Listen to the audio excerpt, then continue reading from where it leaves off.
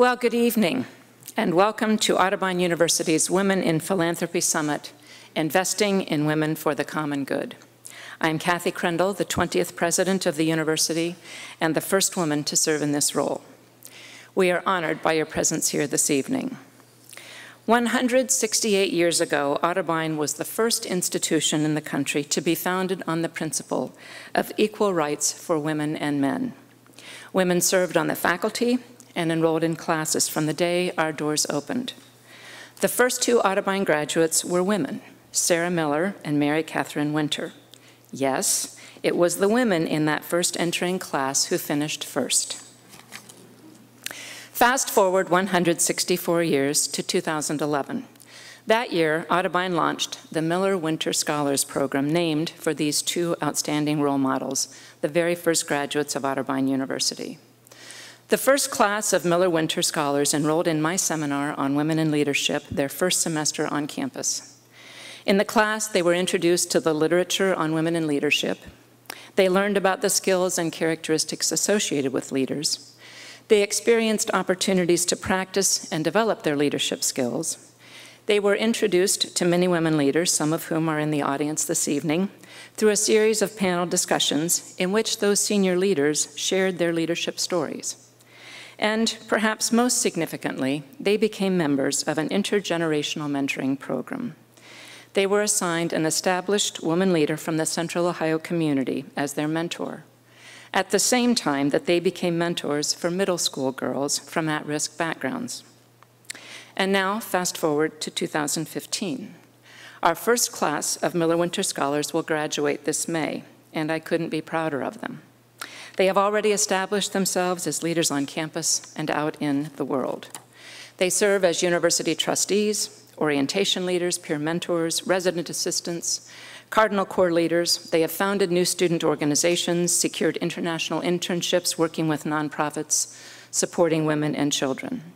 One student found her voice as a founder and peer advocate of the group Team Consent, a program that addresses sexual assaults on campus. The goal of the Miller-Winter Scholars Program was not simply to prepare young women to enter their professions, prepared with the skills and aspirations to become leaders in their chosen fields, though clearly that was intended to fulfill the goal.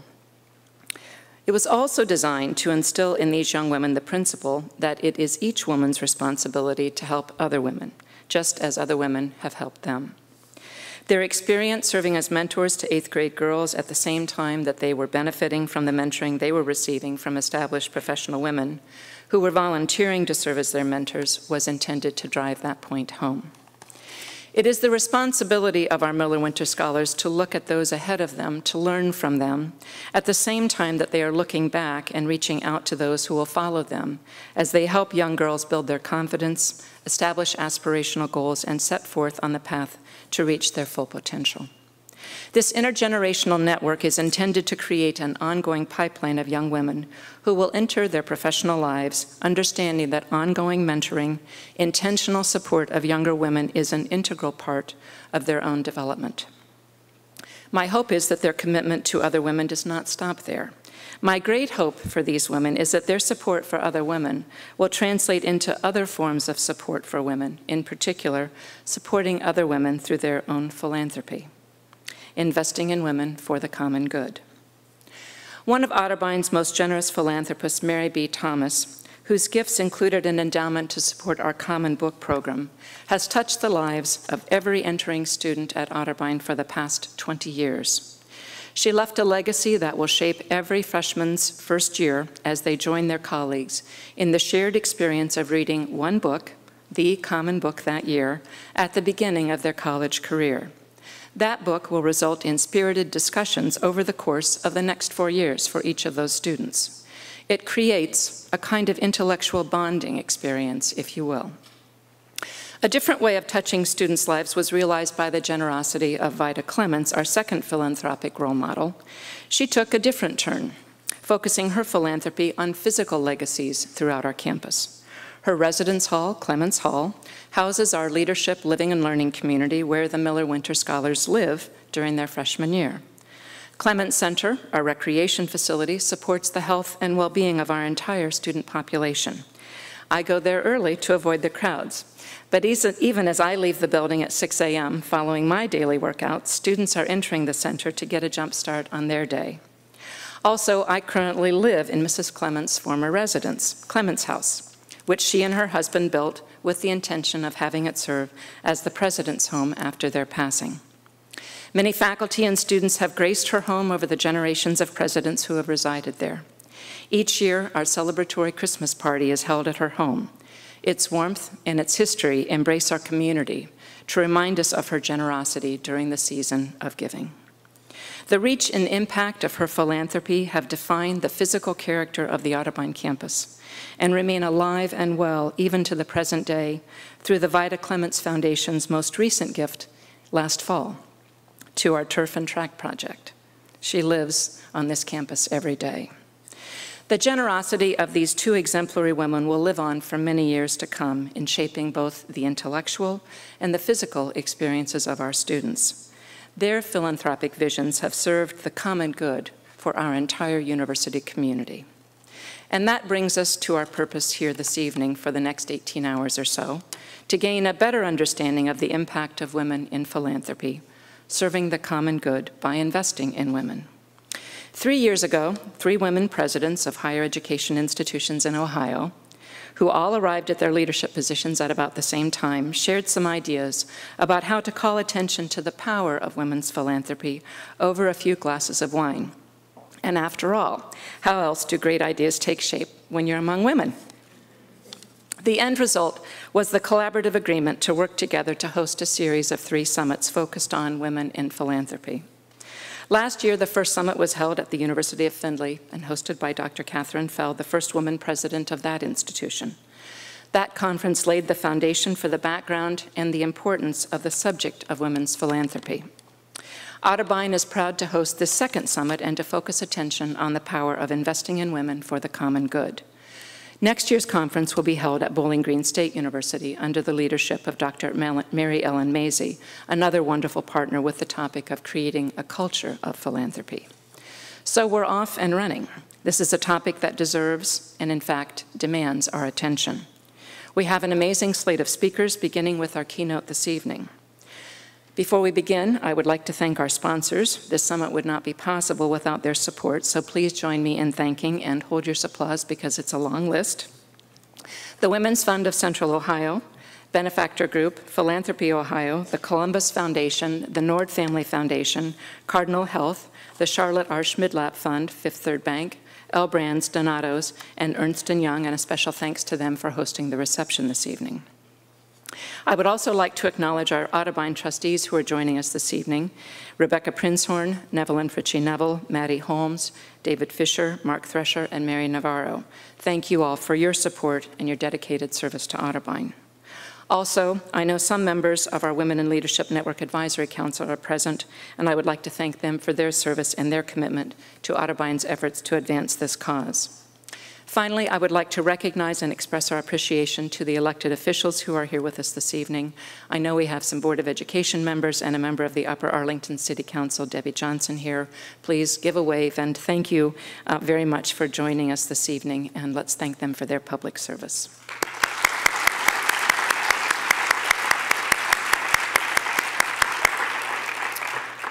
I invite you to review your programs for an overview of tomorrow's events and the biographies of our speakers, including our keynote speaker for this evening. Also, please feel free to tweet your thoughts to #InvestInWomen to keep the conversation going. It is now my great pleasure to introduce Laura McDonald, President and founder of the Benefactor Group, who in turn will introduce our keynote speaker and good friend, Dr. Musimbi Kanyaro. Laura is a certified fundraising executive with more than 24 years of experience in nonprofit leadership, and she stands ready to serve. She's a leader in fundraising and philanthropy. She's founder and president of Benefactor Group, working with arts, culture, and educational institutions, human services organizations, women's funds, and others working to serve the common good. Laura. Thank you.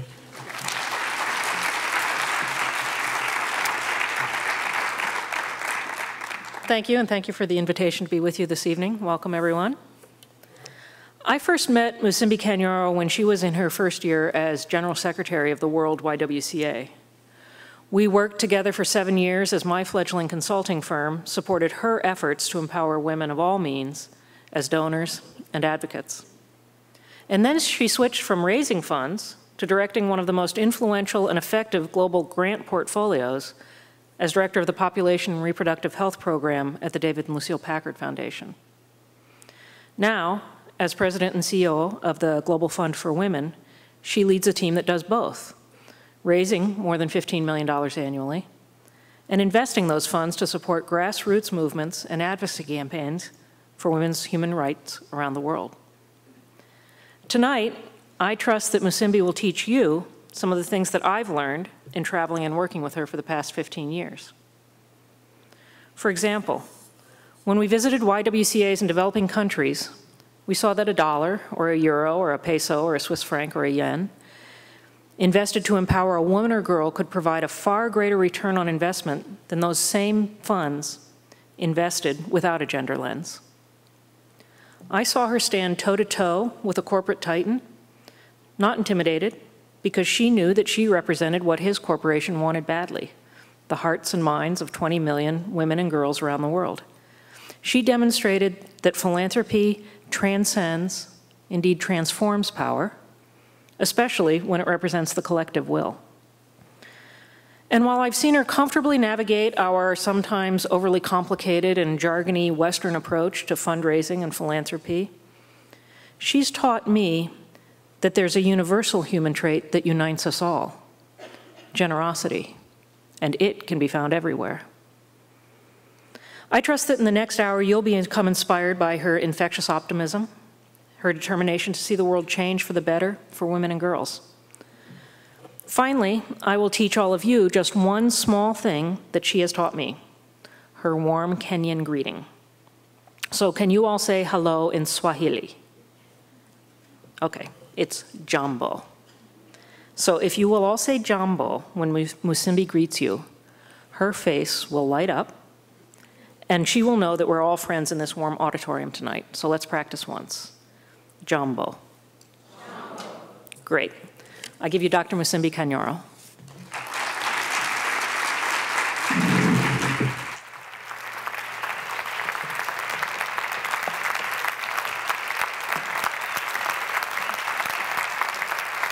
Jambo.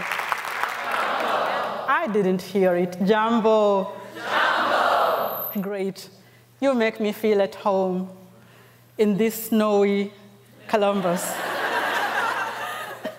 Thank you, Laura, for that introduction. What an incredible day. Just the little that I have been here, I've heard so much that is going on this day. And although I can't see your faces, I really appreciate the fact that this conference is devoted to things I like to do, philanthropy. If you want to remember just 2 words about me, I would like you to remember that I'm an activist and a philanthropist. I advocate for the universal human rights for everyone with no exception. I give constantly my time, talent, and money, and ask other people for the same so that collectively we can support the work of change agents who are in the front lines of injustice and inequality that is so very present in our world. So I come to you with 3 decades of commitment and active engagement in social movements and specifically in women's movements. And my conversation with you this evening really comes framed and informed by the women's movements in specific. And I would like to acknowledge that I also come from the Women's Funds and our sister fund, in Central Ohio here. I want to acknowledge their presence because they create for me a platform that I will speak about some of the things that many of you are familiar with. I'm often asked, how did you come into this work? 30 years ago, which is a long time, and there may be people in this room who weren't born then, I was mesmerized by 20,000 women descending on our city of Nairobi to celebrate the end of 10 years of what was then known as the Decade for Women. We watched and listened as speaker after speaker talked about the status of women in their villages, in their cities, in their countries. They also talked about their own lives. And for the first time, I understood that violence against women was agnostic to race, economic status, and even education. Because there we were, all of us, from many parts of the world, many colors, many shapes, and yet they uniformly talked about violence against women. We realized that what bound together all of those women from every walk of life and geography was gender inequality. We also realized that collectively, we owed a huge debt to thousands of women before us who had been fighting for so long to have women get equal rights. Their connections to a common agenda and proactive and sometimes unapologetic demand for a just world for women had bound them together in what we call the women's movement. And indeed, as we gathered that particular time, I realized that I was part of the women's movement which I had seen my own mother being part of as she organized women in our villages to have access to health, and specifically to maternal health, as a nurse and a midwife. In 1995, 10 years later after Nairobi gathering, I was privileged to be in Beijing and to lead a session on women's participation in decision-making. And there, we all came to embrace the words that Hillary Clinton declared, women's rights are human rights. And there, 40,000 women dared the outpouring rain to participate in the making or watching the signing of what we have come to know as the Beijing Declaration of the Platform of Action. 189 nations signed this document. And it's a document that is still very alive in the lives of women and girls, in the lives of nations and governments. It's a document that will be defining where we go next, as just in a few days in New York, people will gather again to deliberate and say, what has been changed since 75 in Mexico, 85 in Nairobi, 95 in Beijing, and now 2015, what else do we need to do to bring equality to women and girls? So last week I was in Santiago, Chile, with a smaller group, not 20,000 or 40,000, but 40 women, hosted by Michelle Bachelet, the president of that country. And among the guests were women heads or former heads of states, judges, mayors, academicians, human rights advocates, and philanthropists like myself. I went there in my capacity as one who runs a women's fund that has an outreach to many grassroots women leaders.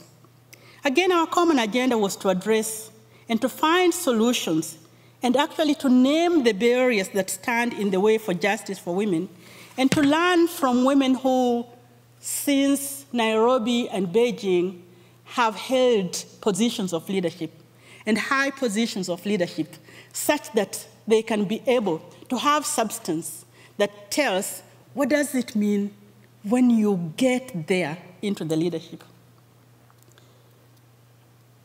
Yes, the women's movement has been the most successful social change movement of the past century in claiming rights for women and intentionally tracking resources that support this work.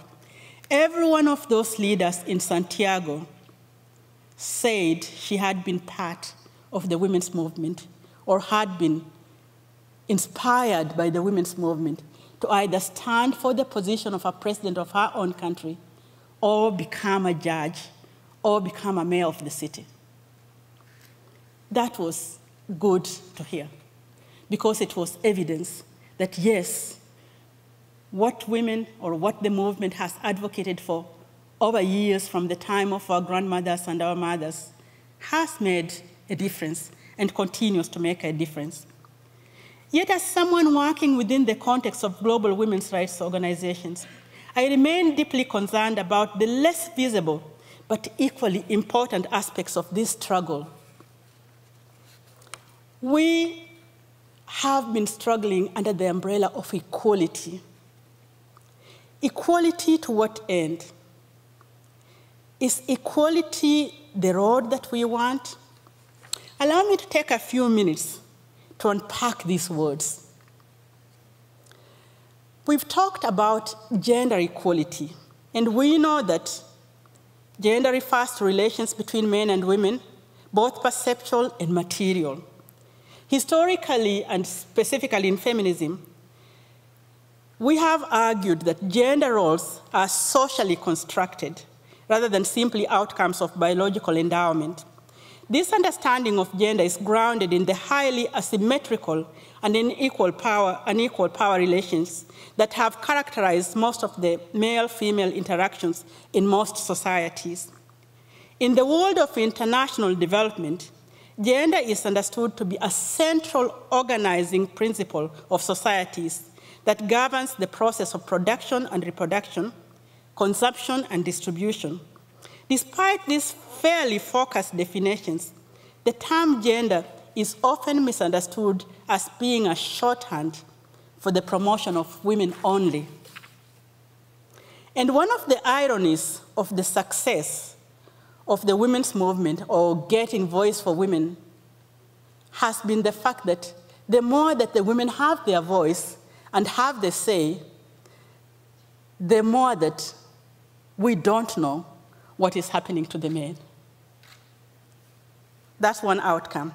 The second one, and surprise, surprise, it turns out that not all women share the same underlying principles or a vision of gender equality that has informed, or that informed early feminism of our mothers. As a matter of fact, today, in the women's movement, there are many opinions.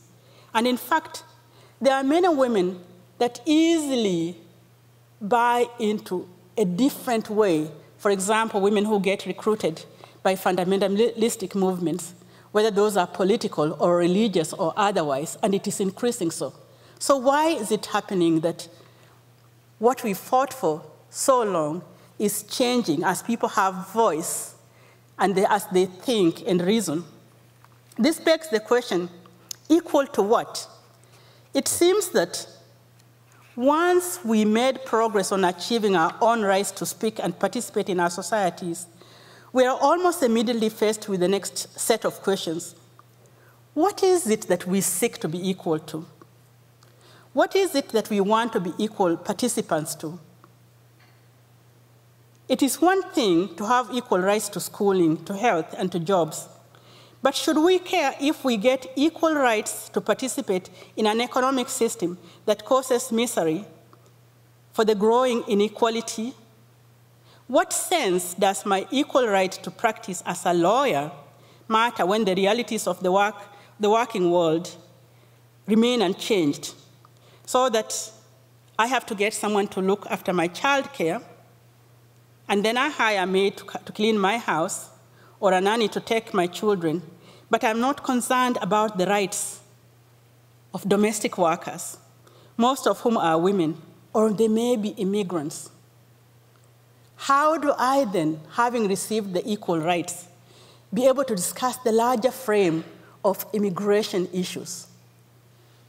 Me as the farmer, the lawyer, the person who gets the other person to work for me. How do my rights help me see the rights of others? Do my equal rights with men in my society impinge on the freedom of women in other nations who leave their own children behind so that they can send remittances by caring for mine? Does it matter that we get equal rights to be soldiers and prisoners, prison guards, and as a result we have equal rights to use every form of torture if that's what is used. Or we become police people or police force, and then we become also have the potential to shoot in fear. That we get the rights to lead our countries and continue to implement policies and practices that actively cause women to lose their reproductive freedoms. Do we now have equal rights to be full partners in economic systems that deny basic protection to people who are poor or who are different? These are the theoretical questions that are going on today in the women's movement, a result of which we see many forms of organizing to bring to the surface the fact that women, yes, have got a voice and opinion on things, and those opinions are actually making them speak from their experience.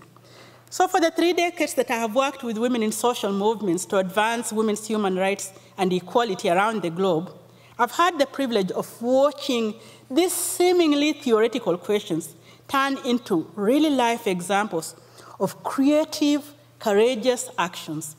I have learned that it's not only possible to begin to envision and take steps to realize a just and fair and impartial world, but that ordinary women's struggles to achieve greater gender equity in their own communities and cultural contexts actually show us the possibilities of new beginnings. And they give us the insights into how we may begin to analyze, challenge, and resolve many of our intractable global problems, whether those are problems of poverty, economic development, global health crisis, climate change, environmental disasters, or simmering military conflicts in our current world. They help us to shine light on other asymmetric power dynamics that currently define the relationships of nations, the relationships between the South and the North, the relationships between upper classes and lower classes, or lower caste if you are in certain countries, or between migrant workers, nations and states, between corporations and line workers, etc. What I'm saying by this, that those of us that are dealing in those areas that are defined as women's agendas are not dealing in reality with things that focus women alone. We've used those entrants of what happens to women to get the platform, and our eyes have been opened to a world that is bigger than those issues for ourselves. These enlightened women that have been formed through the women's movement are making us realize that women cannot simply focus on achieving equity for themselves. They are desperately and urgently needed agents of change in everything, from the protection of our forests and rivers and land to the maintenance of peace and the rule of law in nations recovering from civil war or in military conflict. And increasingly, they are challenging the assumptions underlying the whole of the free market world. Sometimes they do this through very simple ways of getting girls to school or organize their communities to have an economic opportunity. By way of a video, I want you to see some of the examples that we at the Global Fund have realized of women bringing change to their community and igniting really an attraction to a philanthropy that I would like to talk about. Would you kindly show the video?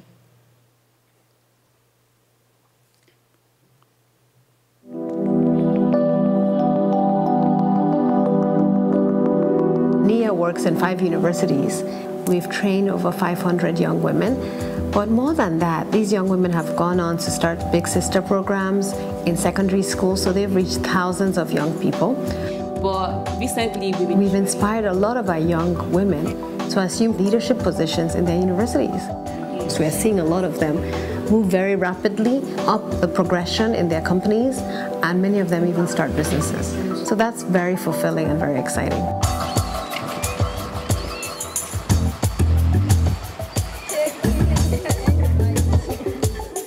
Para mí es muy importante el hecho de que My main motivation for sharing our knowledge of Wayu weaving and pottery is to teach the new generation of young women to survive financially.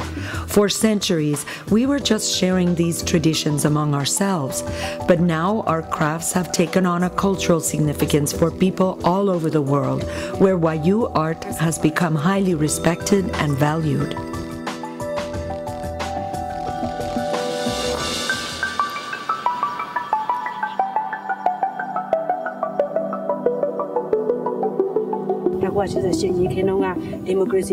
We are faced with many challenges. We want to bring genuine democracy to our country, so we need to focus on reconciliation.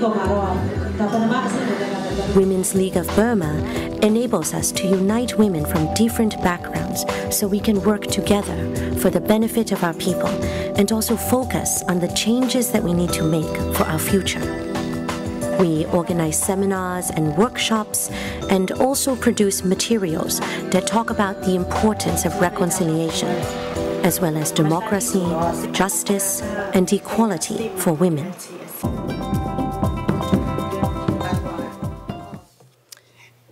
Allow me to use the Global Fund as an example of women's funds and how we feel we have, and we know we have inspired philanthropy through the work that we do with women, courageous, bold women like the ones that you have seen here. The Global Fund was founded in 1987 following the Nairobi conference. And since then, the Global Fund has been able to inspire donors to support the work of nearly 5,000 organized women's groups in 175 countries. I use the term organized women's groups because part of this philosophy that we carry with us as women's funds and as the Global Fund is that change comes, and sustainable change comes, when people are able to organize and actually bring that change together, so that the investments are not in individual women for their own success, but really for the success of the whole community. So we mobilize and we redistribute the sources that enable women to develop creative solutions to local, regional, and transnational challenges. We bring grantees and donors together in an international network that promotes women's action for social change, equality, peace, and justice. Since 1987, we've seen great changes in the women's movement.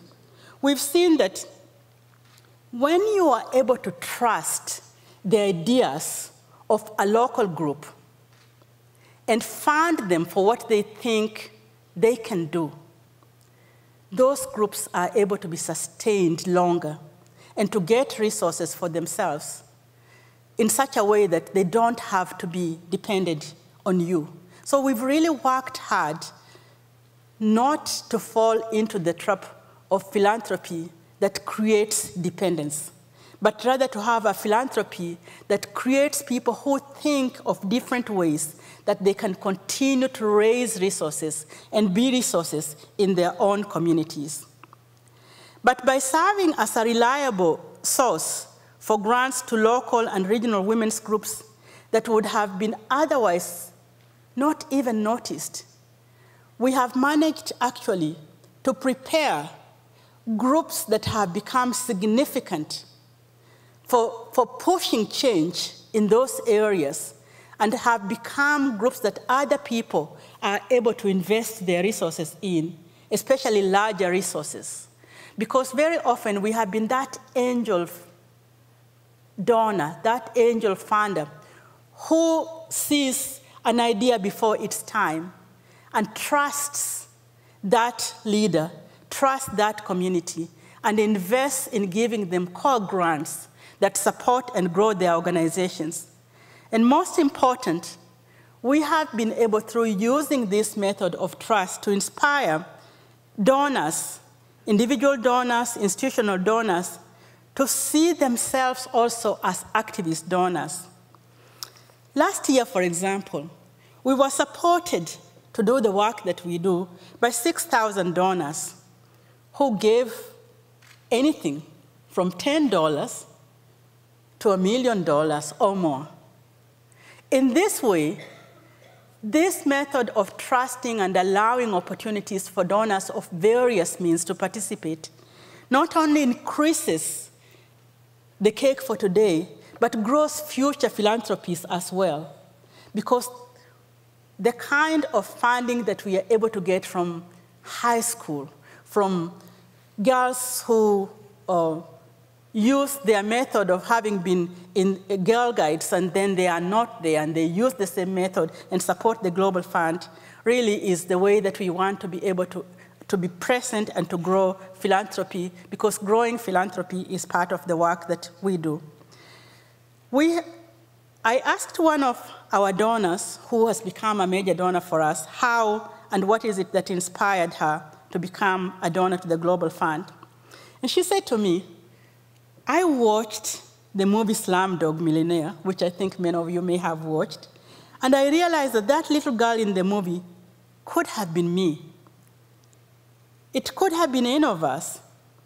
Yet I was led to a place where I could realize that my full potential, when so many of other women and girls don't have that chance, I realized that I wanted to devote my resources to help the little girls or other people who are in that same situation. And since then, I had a presentation of the Global Fund at a retreat, and I knew immediately that I wanted to do something. So what did she do? She went and wrote her first $10,000.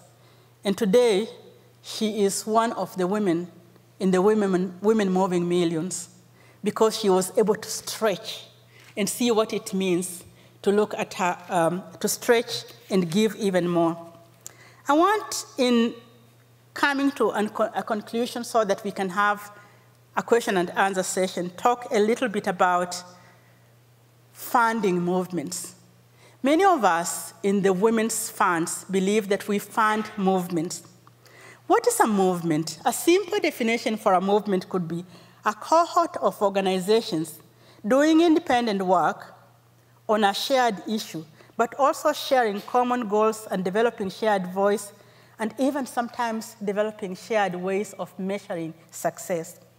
In our case, we fund movements of women that work around issues that marginalize women. Sexual reproductive health and rights is an issue so sensitive in all parts of the world that to be able to make a difference and inspire philanthropy, this is an area you could not leave behind. Preventing violence on women is another issue.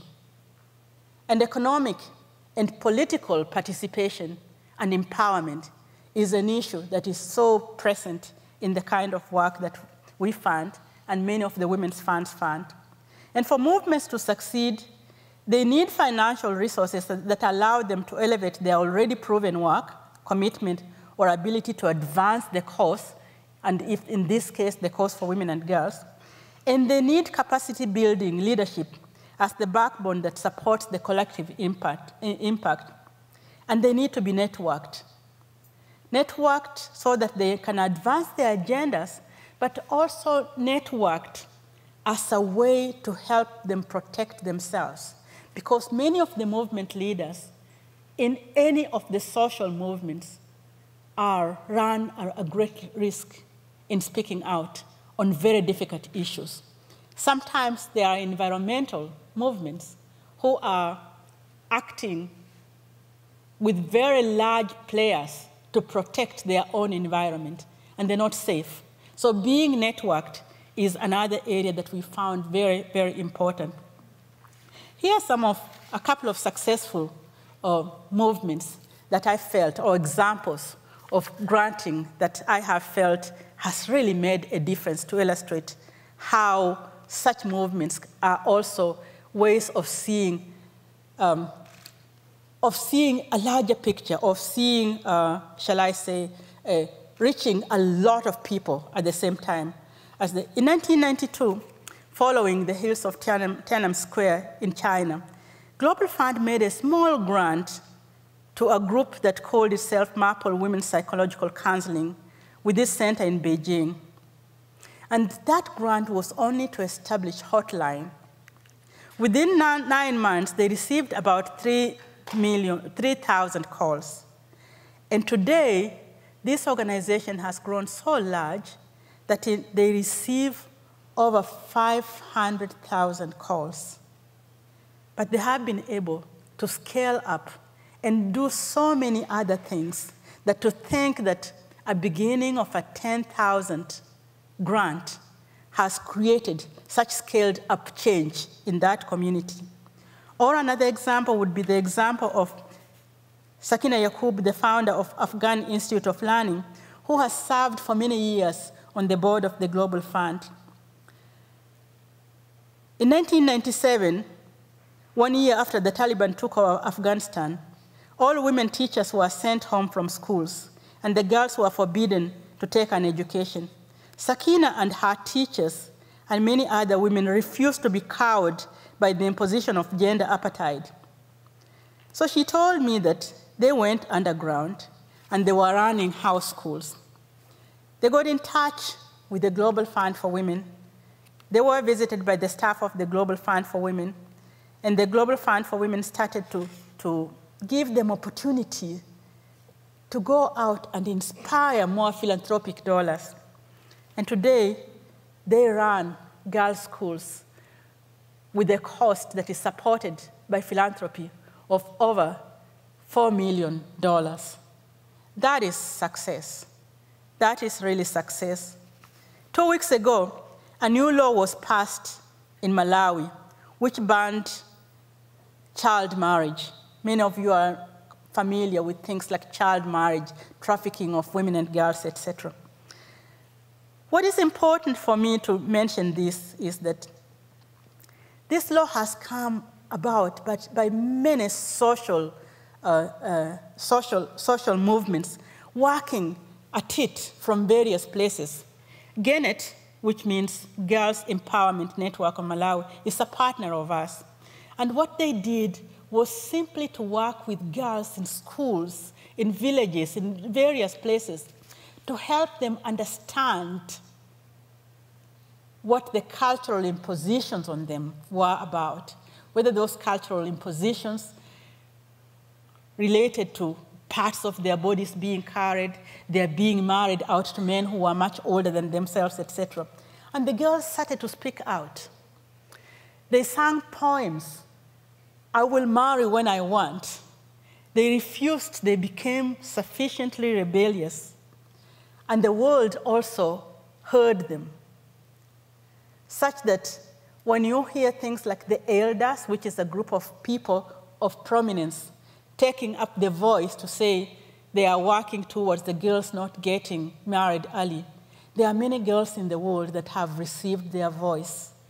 They have gained their voice, and whether it's through social media or other places.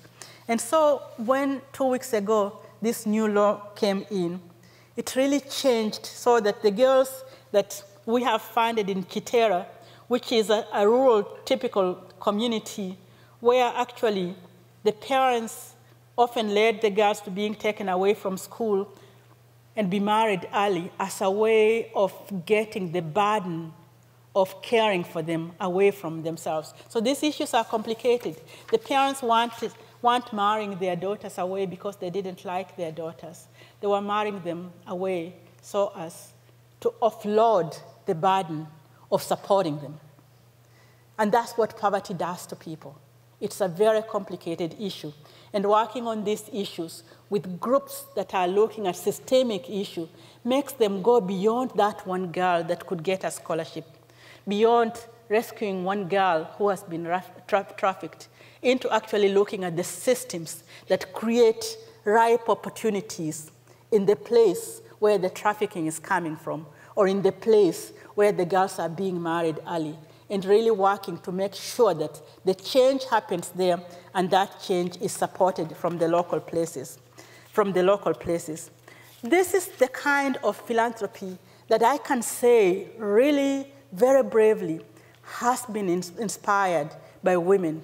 It's the kind of philanthropy that I can say women have ignited change through organizing, through learning enough, using their own experience, what they have gone through, and then wanting a better change for the others. A grantee who has been a partner to us wrote to us recently in her report, and I conclude by her words. She said, Global Fund for Women is among the few organizations that understand that you need people to run organizations, and that success of projects and programs depends on the organization's human resources, but mostly it depends on trusting that the people of a place do want to have change, and they want to have change that is meaningful to them. Change that is meaningful to them. That is what should inspire philanthropy. Thank you.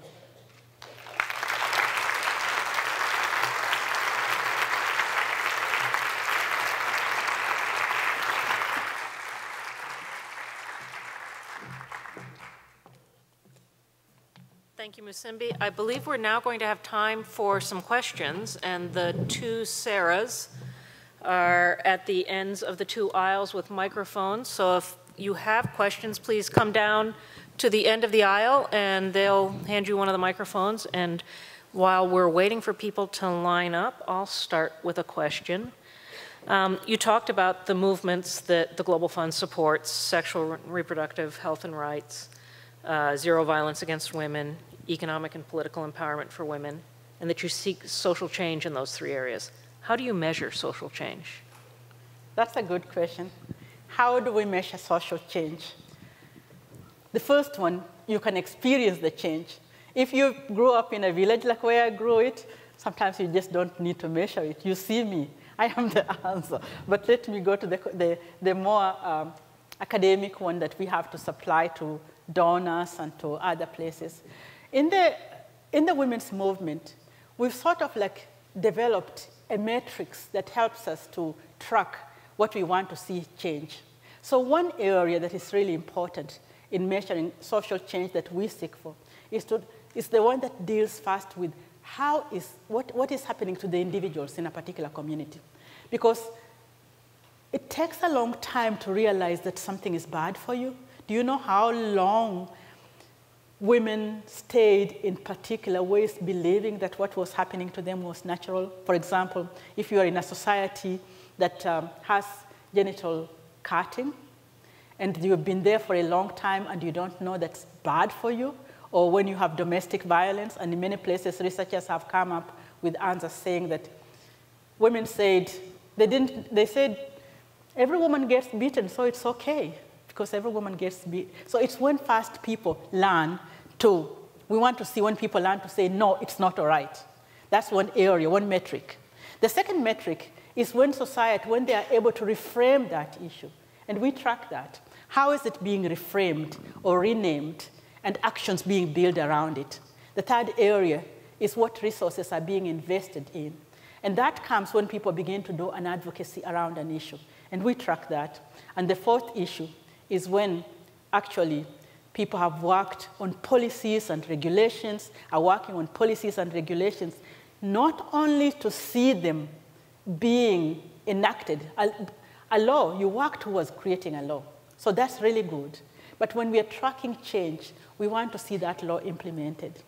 And we want to see people gaining from that law.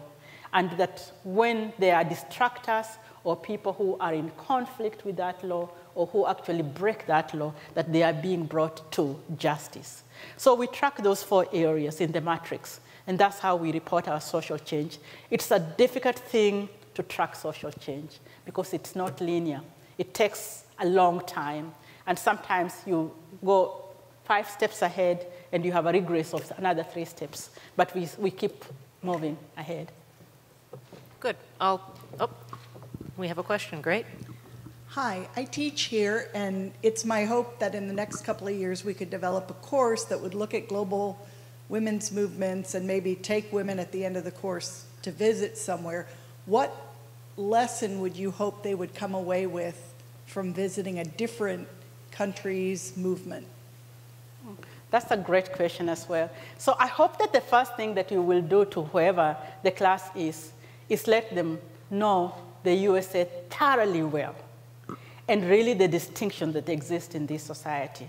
Because I can tell you, when you know your own society and then you encounter another society, you're at a stronger grounding. And then the second thing, before they even go out, it would be really important for them, and I do that when I have like donor visits to other countries or when we have interns work with us, which is a program that we have, is to actually help the students or any other person know that when they go to another place, another country, they should go ready to be learners and not feel that because they are coming from a great nation and they have achieved certain rights for themselves, that they are going there to teach, which is something that, as a person who lives here, I have to say, it's a great weakness of the society in which we live, because we feel so sad and so sorry for the things that we know are happening bad in other places, that we often think that we should go there to solve them.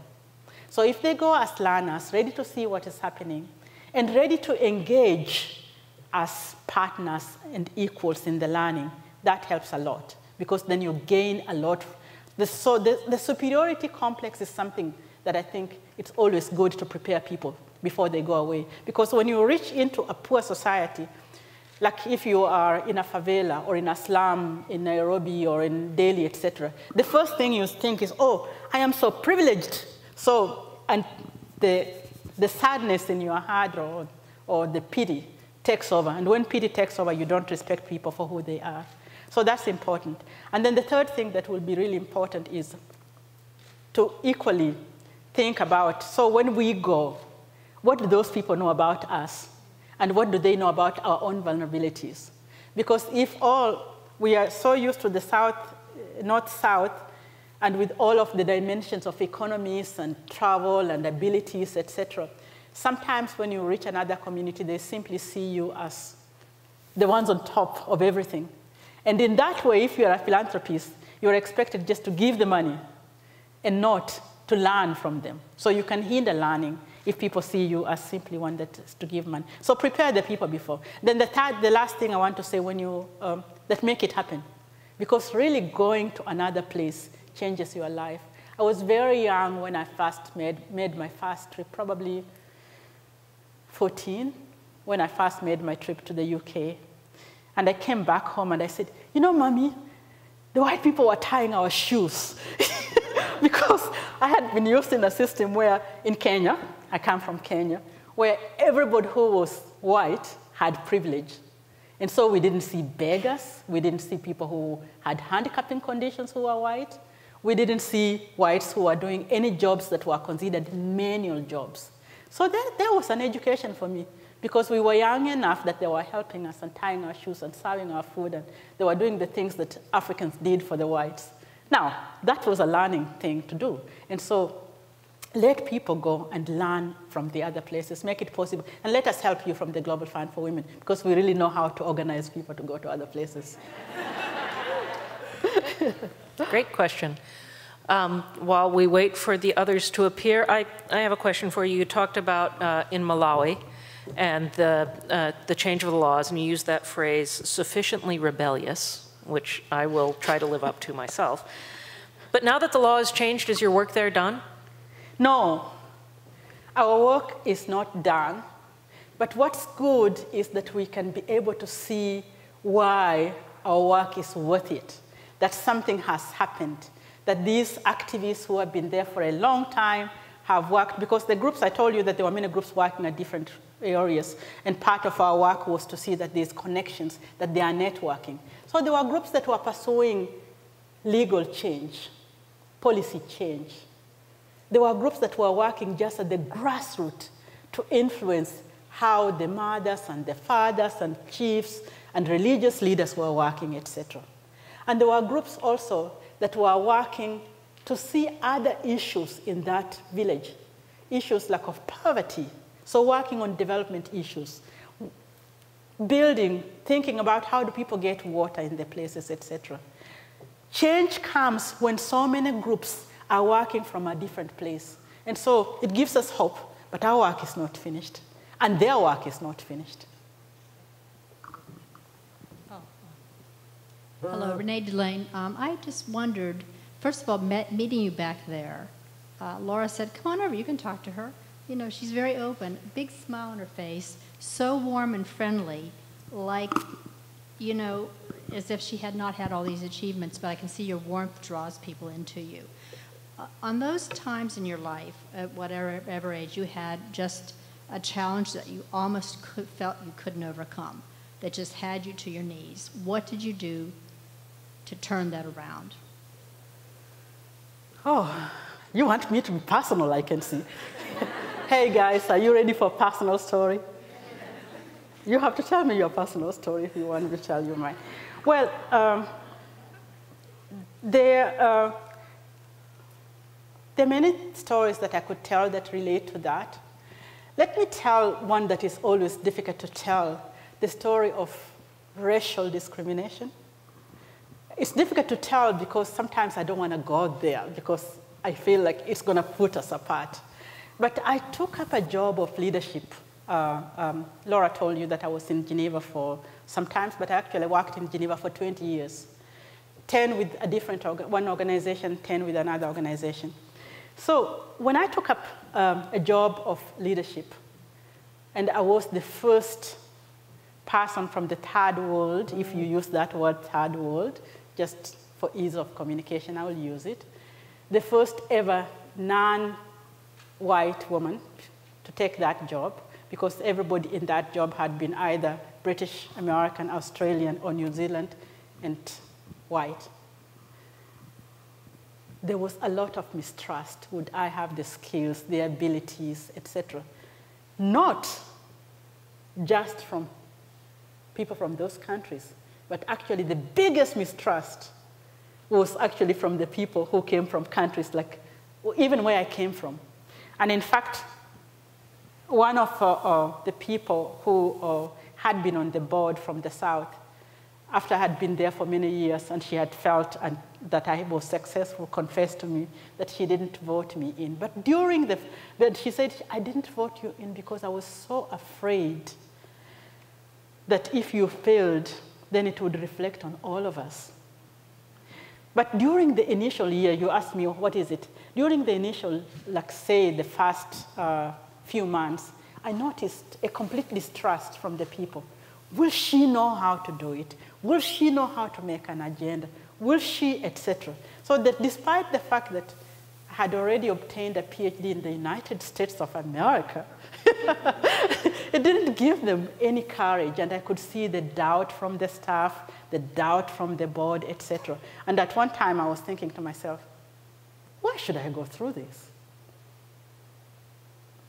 I don't deserve it, and they don't deserve me.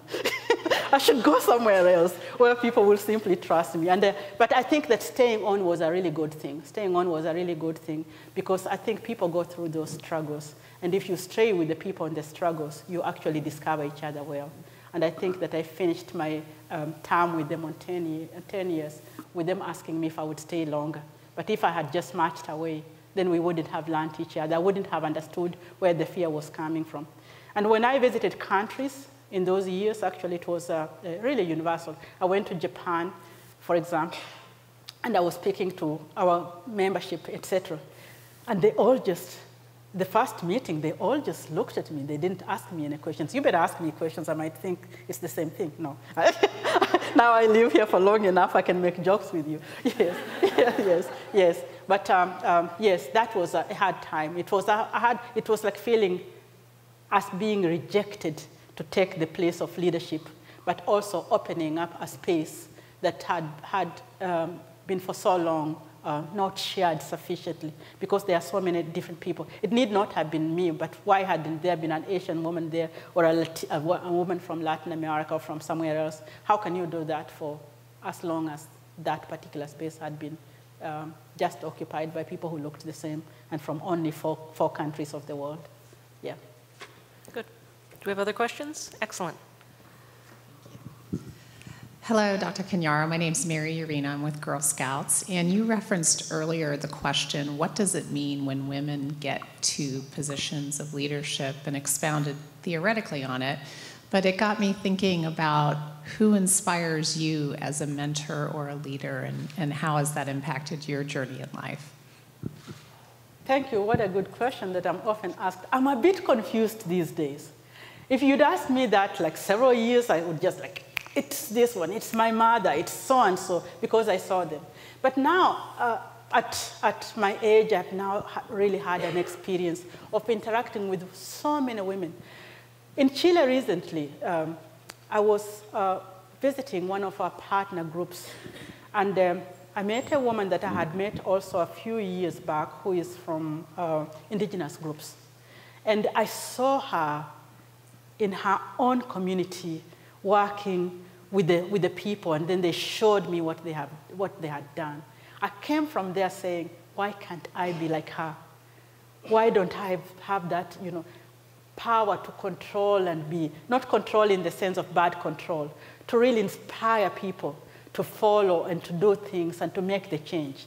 So where I am now, I'm inspired a lot by people who have courage and boldness, people who take care of each other, including even people who can be able to negotiate with people who disagree with them. In my early years, I was involved also with other people to try and understand how would we as activists then speak to the World Bank, because at that particular time, we just saw the World Bank as doing the things we didn't like. And being involved in such groups of how do you speak to, well, like what Mandela did, to have actually negotiations with the people that had put him into prison. Those are kind of people that inspire me today. And when I followed the life of Mandela and saw what it meant for him to come out of prison, to negotiate with the same people that had put there, and to come out and forgive and get on and lead a nation into saying, what I was fighting for was justice, not separation. So we're going to live together, and this is what I wanted, and actually implement that. That was inspiring for me. And I was in Europe the whole time that the wall went down. I'd been going in and out of Eastern Europe through the wall in difficult situations, and worked with a lot of different people that worked to make that happen. Those people inspire me. So right now it's categories rather than individuals. And then of course I'm influenced now by the fact that when you work with movements, you see that it's not usually one person. Even that one person, for example, Mary Robinson, the human rights lawyer that was once president of Ireland, and also the High Commission on Human Rights in Geneva during the time that I was there, really inspired me at the way that she was able to remain focused, do her work, see the women, see the people, because we worked together during the time of Darfur. I traveled together with her to talk with women, and we would come back and go. For example, in one trip, we came back, and then we had to go to France and meet with the president of France to tell him what we had learned. Go to Germany and meet with the chancellor in France. Go to Britain and meet with the prime minister, etc. What inspired me about her, and I honor it a lot, was she was so faithful to what we had been told by the communities that we visited, that she didn't twist it. Even when she could have like cleansed it and made it be shifted through her intellectual, legal language and through the fact that she had been a president, she would say, we went to Darfur, we sat with the communities, we sat with the communities of men and communities of the women, and this is what we had. And this is what we are asking for. And in that way, we were able to quite influence how these countries acted in the question of Darfur. Such people inspire me. The honesty, the vulnerability, the boldness, and the ability to bring more people together rather than just to protest. So I'm an activist who does not believe that my role as an activist is only to protest, but is to protest with a cause and to find a solution for that cause.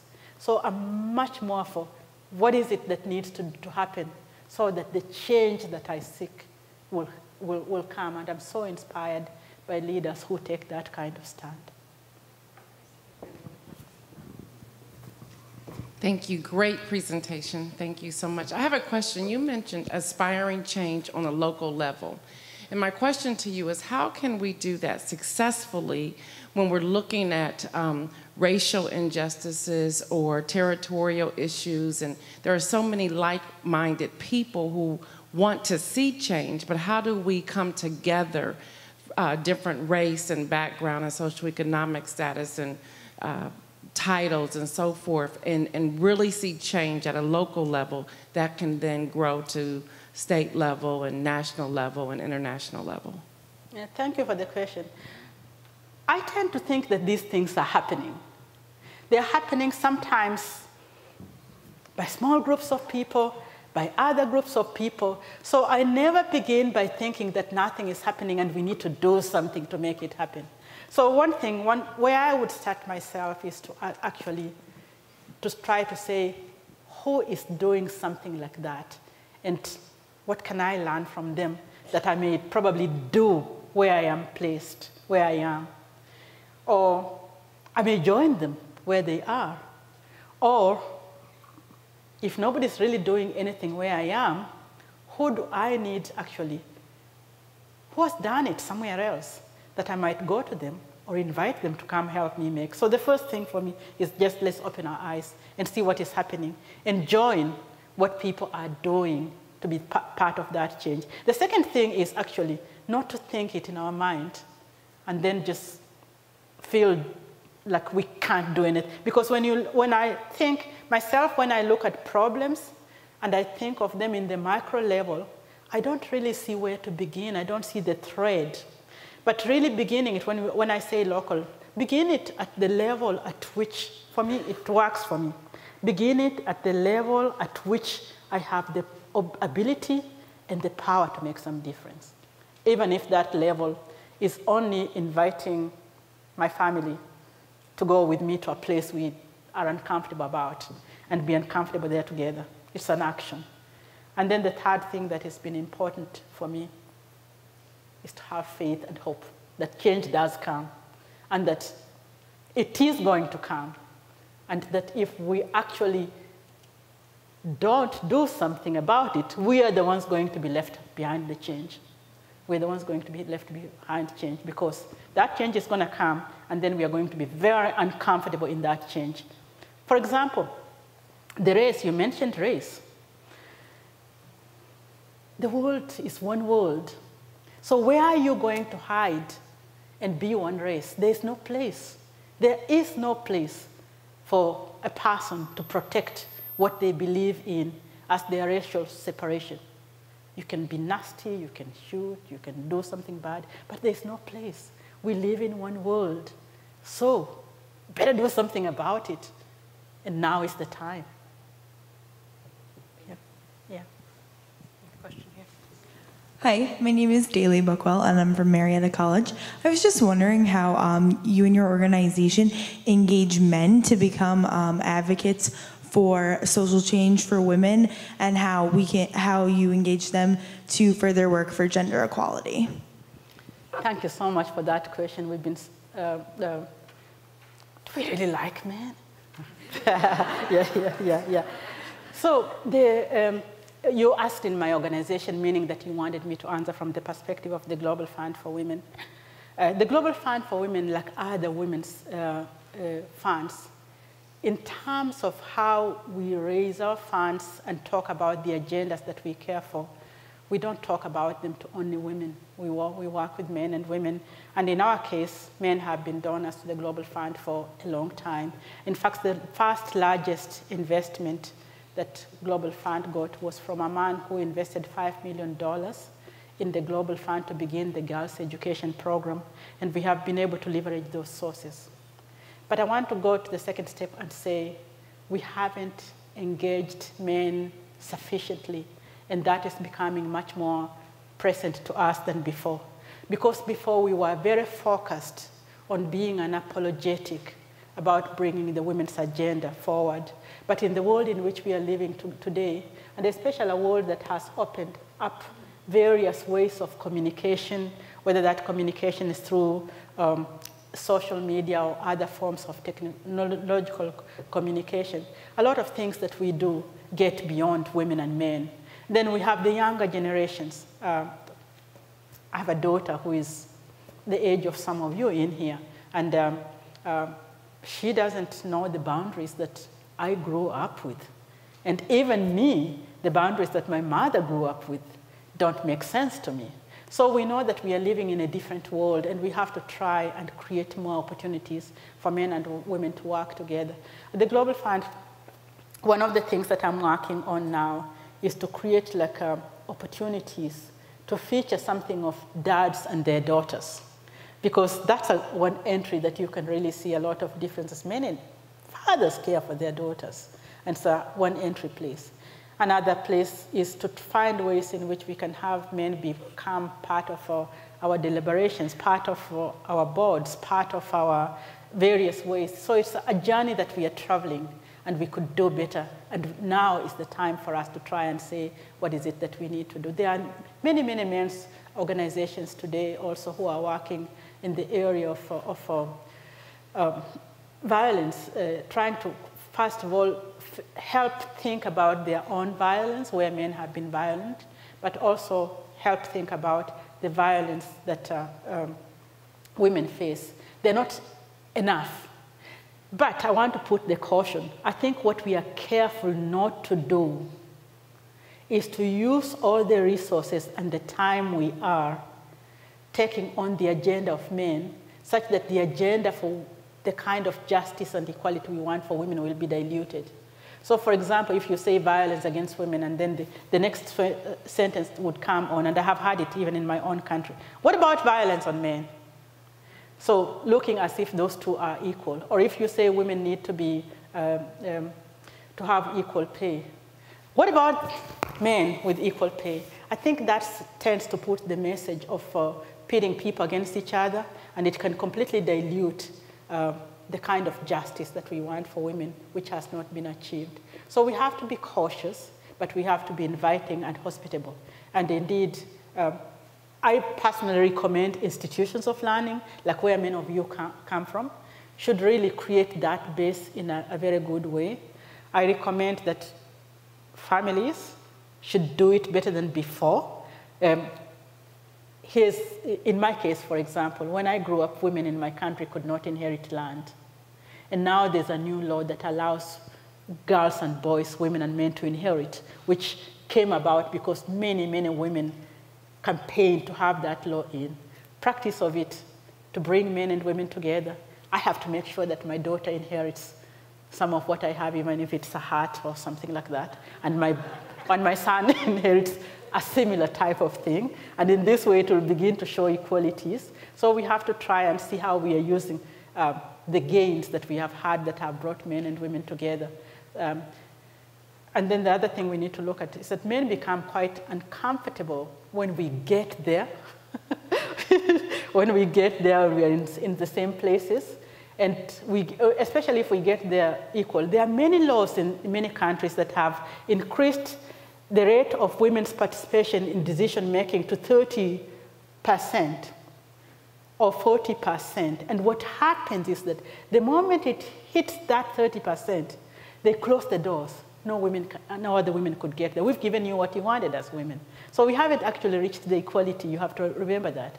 Because there is no laws in the countries that actually say completely 50%, but there are countries that have reached that by working on many things, like the Scandinavian countries have reached a lot of equality in many places. But they didn't reach there just by legislation. They reached there by education for everybody.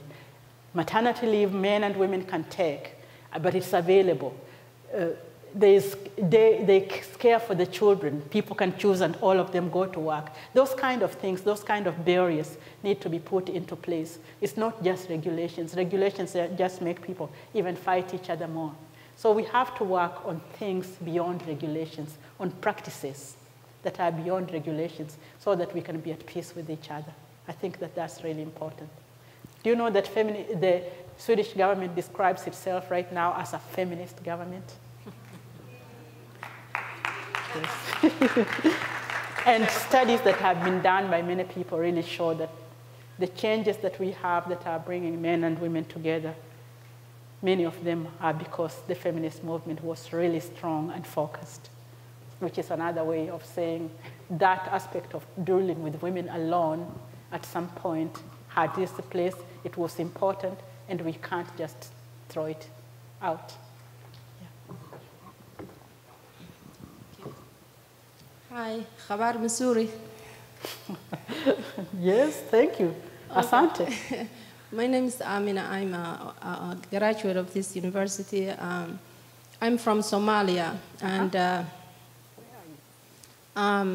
3 days ago, I was helping my friend who was doing a fundraising to build a school for the orphanages back home, especially a city where we came from. And after the fundraising, we both sat down and we were discussing about ways that we can help, like women in, Somalia, especially, area that we came from.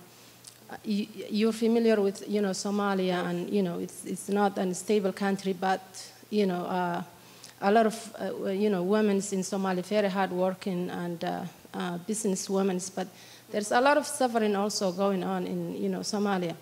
So we were talking about ways to help them, and then came up with a plan that maybe if we can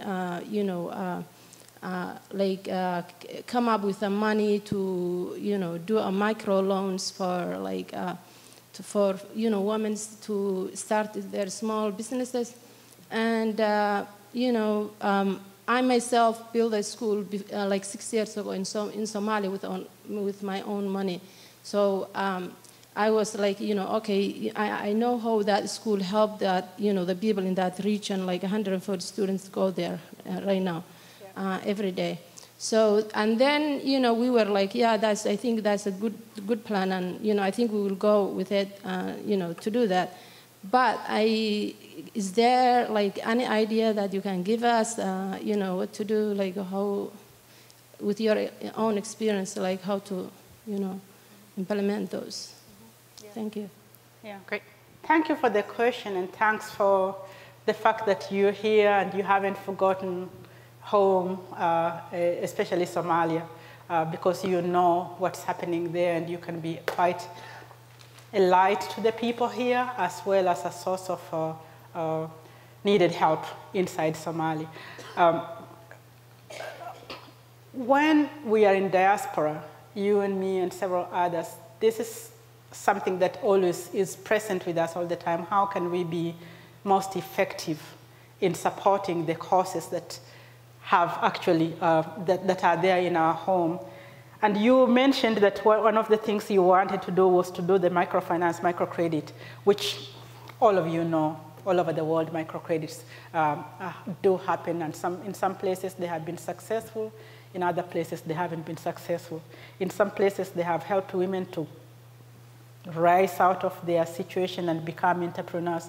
And by the way, if you don't know, Somali women are really good business women. They really are good business. Somali people are very good business people. So if they start something, I know that they will make it work in terms of business. We know that it's something that is very well known. But I think what I would say to you is that you have to be able to have the sources back home and listen to them who are doing something. Because if you're going to be here and you send money, is that what they need? Do they want to do microcredit? Do they have other ideas? My issue would be that you should actually have contacts either in Somalia or elsewhere and understand what they need and how it will be sustained. Because sending a certain amount of money for a particular time that you don't keep the flow doesn't actually make the change. It will help to do something. If that money, if the intention is that that money would be able to grow itself or to be grown by the people there so that it can have a continuous circle, you have to have that proof for yourself. Otherwise, be connected to a group that is doing something, and then support that thing to scale and to be sustainable for a long time. It's one way. Another way, I have been involved during this last year in exploring, together with others, thinking through diaspora philanthropy. You see, what is wrong with the way that we are doing diaspora philanthropy? Each one of us think only of the little village where we came from, or the family, and we try to all the time pour some money there, and it's not really making a lot of change. I think that we need, and some of us are beginning to reflect on this, those of us that have come from different places, we need to find a different and advantageous way that we can do this kind of philanthropy. For example, work with an organization that is in that particular place. At the Global Fund, for example, we fund a number of groups inside Somalia and outside Somalia. And we fund them for something that has been proven. We've known them for a long time, whether they are working on social issues or on changing certain behaviors, but we know that they are the leaders. And we are listening to them, and also we work with advisors. So we also have people who are holding them accountable and who are checking on them, because when you are very, very far, you are only dealing with the person you know. And believe me, even your own family member can sometimes believe that that money is only for them and not for the community. That happens quite a lot. So we have to be honest and try to see how we are able to do a philanthropy that will have lasting events. And I think that you and I should talk out of camera, but also you should probably gather several other people and try to see what you know about what you're doing that will sustain it, because I don't think you'll manage all the time to send money every time until when. It has to be something that will be sustainable. The other thing is, because here in the USA you have got, we have got opportunity for us to give money and have tax claims. When you are in diaspora and you're just sending money, you don't get any tax claim on it, because you are just giving it privately. But if you invest with a group that has got a proper 501(c), and it's not a pass-through, but really has the kind of accountability that is needed, you also have your tax claim. So it encourages you to even give more because you have your tax claim. And this is something that a lot of diaspora people say, I want to help, but I don't know if I give to a charity in the US, they are able to give me a tax claim, but when I send money by myself, I don't have any tax claim because I have just to send it through my brother and tell my brother to build that school or to build that, etc., and I don't have any tax claim. This is something that is requiring the people in diaspora to organize better. And there are also studies that are being done here by a number of endowed foundations to help us become better philanthropists to the places where we came from, instead of us focusing only giving money to our family that sometimes doesn't make enough difference. Ms. Simbi, I'll ask a final question. Yeah, there's one hand and then... Is there one? Okay, go ahead. And I'll be short this time. I think we have one more from the audience. I saw a hand. Thank you, Dr. Kanyora. I'd like to know what your dream is for your fund for the next year and then for the next 5 years. That was a question we were talking about in our breakout group. Yeah. And what do you want to see your fund do within a year and then 5 years? Thank you for the question. You give me opportunity to speak about my dream of our fund, which is really nice, yes. We are at a good point where I have been now with the fund for 3 years. And it takes that long to understand an organization that reaches 600 to 800 organizations annually. And it has given me a chance also to actually come and get to know a few of our partner grantees in the places where they are and their needs. And also given me a chance to interact with other women's funds, including the women's funds which the Global Fund helped to grow from the beginning, meaning that if you look at international women's funds, whether they are in Latin America, in Asia, in Africa, or in Europe, almost every one of them have existed also because of the support of the program that the Global Fund had of growing philanthropy abroad. So what I have found out is that the capacity and the needs and the abilities that our grantee partners have is completely different from where we started in 25 years, where we could be able to see what $10,000 and $5,000 and even $15,000 to $20,000 did per grant. Right now, many of them have the capacity to have $50,000 and above. So when we give away something like $10 million, or between $8 and $10 million to many groups, and we've been giving them in groups of $10, $15, and $20,000, we can do more. So part of my dream, really, is to give bigger grants and give them multi-year grants. Because when people are assured that they have that funding either coming, they actually work harder, and they are more consistent, they concentrate more. So that's one dream, to give multi-year grants. I'm also thinking in my dreams right now that we're at a good place where the number of organizations could decrease, so we could aim at getting more change that you can track. Because at the moment, the way we've been able to give many small grants to many organizations, and that was a good time, and now it might be a better time for us to give larger grants to fewer organizations, and then be able to track the change and the impact, which is what is required today to be able to make a larger difference. So my dream is to expand the fund. Right now I'm saying to our board that we are in that discussion. The best for me would be if we had a fund where we would be able to have $25 million a year. By 2030, or by 20, be able to grow that fund to $50 million a year. To be able to get there, we need now to have a lot more individuals who have resources, entrust them to us. We have the skills, and we have shown our faithfulness in getting the money to the right places. So I'm hoping that sister organizations such as Women Moving Million will convince many women to give more, and we can become part of that channel. I'm very proud of the work that they are doing. I also think that it's time for us to have new conversations with newer foundations that are being formed every day. It's time for us to talk to our older traditional foundations and tell them that we've grown up and we could do even better. And it's time for us to begin to actually find relationships with corporate giving as well, because that has been a big place of lack of connection with the Global Fund for Women, and probably with other women's funds, that we haven't explored how we could be able to get some of the corporate funding that is now quite available. And the other source that I think can help us reach there is if we can access some of the government funds. Because in the beginning, when we began, it was a political decision not to get government funding, specifically because we were advocating towards changes of policy with the governments.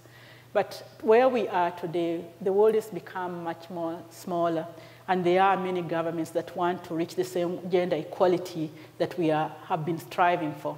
So we should be able to tell them, these are your people, and this money is the taxes that your people have brought on. Let some of it be used for women. And if I was Sister Teresa, which unfortunately I'm not that good, I would have said, probably there are even more resources that could get us there faster. Thank you. Thank you. I need to say thank you, so stay here for just a moment. Thank you.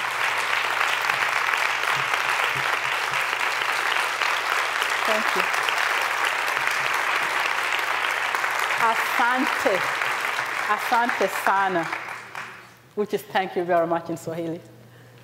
Musimbi, we have a tradition at Otterbein when we have special guests who come to us and bring great ideas, bold ideas, and inspiring visions. We present them with a journal, and we hope that you will use this to record more great ideas and inspiring visions in the future, and think of Otterbein when you do so. So here's a journal courtesy of Otterbein. And I think we would all agree that she's given us a name that we can all add to our list of inspiring people. So thank you so much. Thank you so much. Thank you very much. Thank you.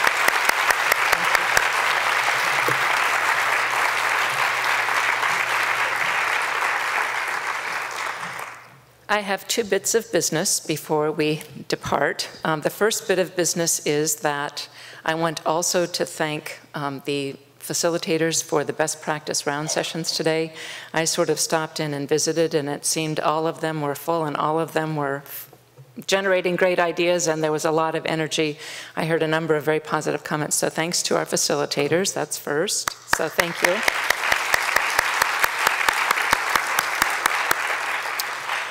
The next business item is to thank all of you for joining us this evening. And if you joined us this afternoon, we were glad to have you. And we hope to see you bright and early at 8:30 in the morning, right back here at Cowan Hall. So thank you all. I hope you've enjoyed your day.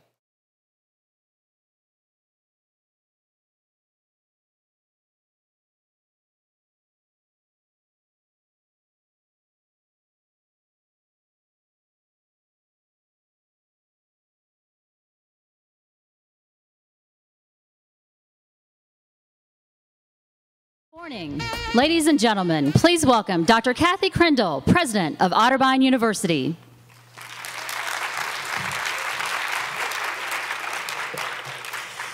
Well, good morning to everyone. Welcome to Otterbein University, and thank you for joining us today. I'm Kathy Crandall, President of Otterbein University, and I happen to be the first woman to serve in this role. Otterbein is honored to host this year's Women in Philanthropy Summit. This summit represents the second in a series of 3 on the topic of women in philanthropy. The first was held last year at the University of Findlay, and in 2016, the summit will be held at Bowling Green State University. Last night, we heard from Dr. Musimbi Kanyaro, President and CEO of the Global Fund for Women. She taught us about the power of women's philanthropy to change lives, and she inspired each of us to lend our support to such transformations. Today, we will tighten the focus on the power of the investment in women for future generations, both globally and locally. For those of you who joined us last night, I shared the story of Otterbein's efforts over the last 4 years to advance the cause of women in leadership through our intergenerational mentoring program. As an institution, we are, in fact, investing in these young women, and we are preparing and directing them to serve the common good from the day they step foot onto our campus. A select group of women students are Miller Winter Scholars, enter Otterbein as freshmen. These students are named for our first 2 Otterbein graduates, Sarah Miller and Mary Catherine Winter. Yes, our first 2 graduates were in fact women.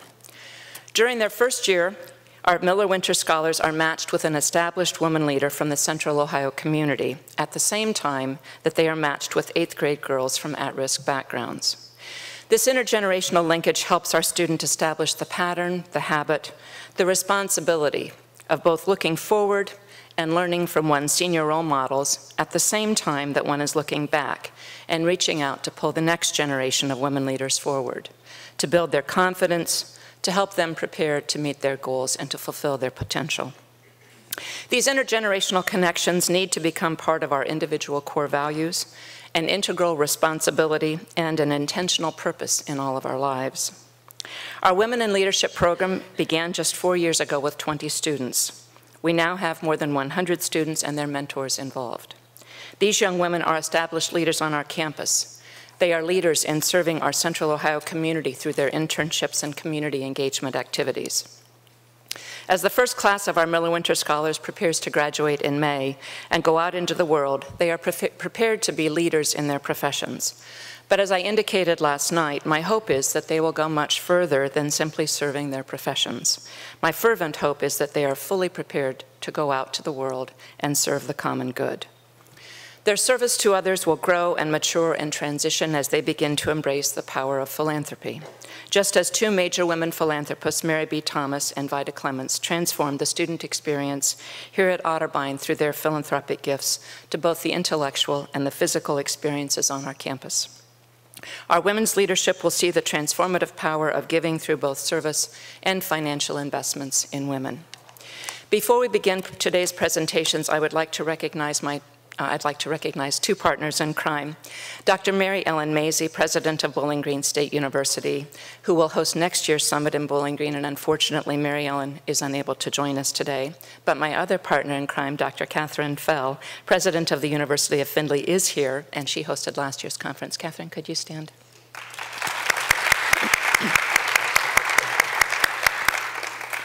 So this conference and this series of summits is really, as I indicated last night, the brainstorm that resulted from several glasses of wine and a nice dinner in Findlay when we talked about how could we partner as women presidents to do something that would create greater empowerment of women at our institutions and our communities and beyond, and how could we do so without creating something that would be competitive. So we wanted to do something that would strengthen and embrace the opportunities for all of us, and we landed on the idea of women in philanthropy. So thank you for joining us, Catherine.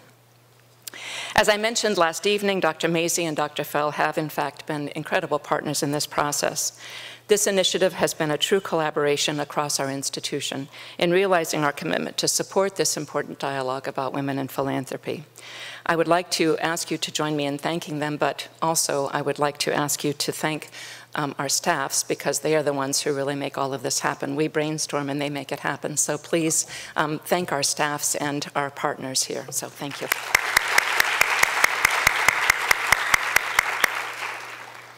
And now it is my pleasure to introduce Nicole Dunn, President and CEO of the Women's Fund of Central Ohio. I asked Nicole if I should summarize her bio, and she said, no, tell a story about me. So I'm going to tell a story about Nicole. Actually, when I first came to town 6 years ago, one of the first groups that reached out to me was some of the partners from the Women's Fund and the leadership there. We've partnered with the Women's Fund over the last 5 years in a number of ways, but especially in focusing on the idea of women in philanthropy and engaging the next generation. Nicole has been a great partner. The Women's Fund has been a great partner. And it's important for me to say that as soon as we were talking about hosting this at Otterbein University this year, I knew the first group I had to reach out to was the Women's Fund. So, Nicole?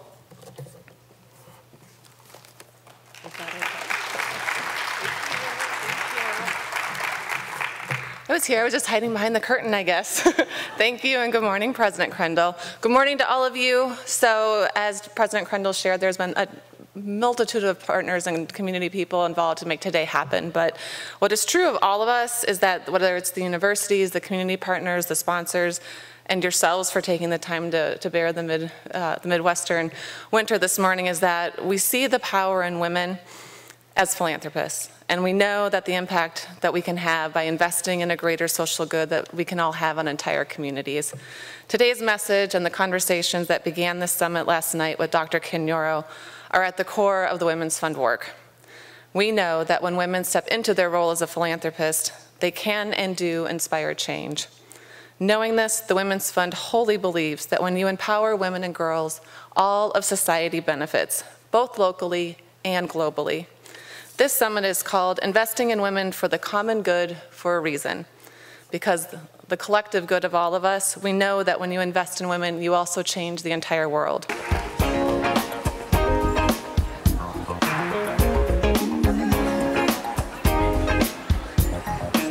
Welcome, Dr. Suzanne Allen, President and CEO of Philanthropy, Ohio.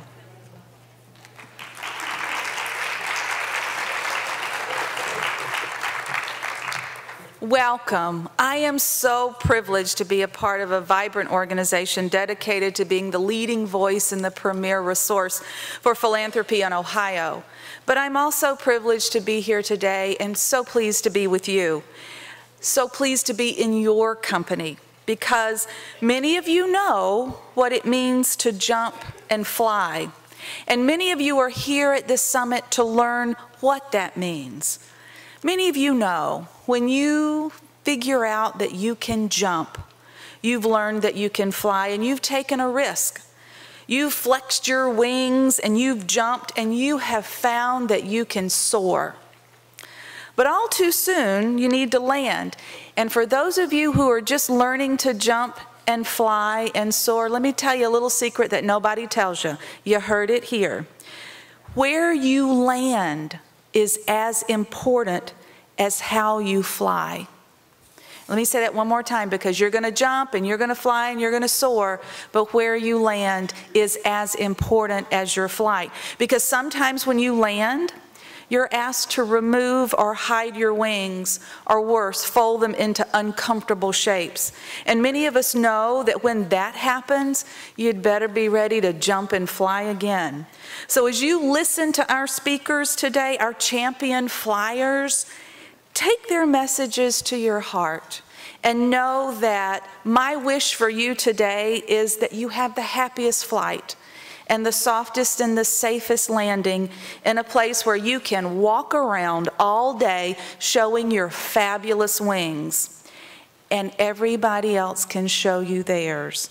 So now it's my pleasure to introduce our first speaker, and we have two wonderful ladies on our panel today. Our first speaker is Carol Andrea. She works as a life coach and a community activist and is passionate about women's leadership. Carol's journey to becoming a philanthropist was much harder, though, than her journey to become a woman and a girl's advocate. She's the co-founder of the Women's Fund of Central Ohio and was the first one to publicly give them $1 million. She's now active in the Women Moving Millions organization as well as the Women's Funding Network, despite some uncomfortable hurdles created by her own philanthropic roots. So please help me welcome Carol Andrea.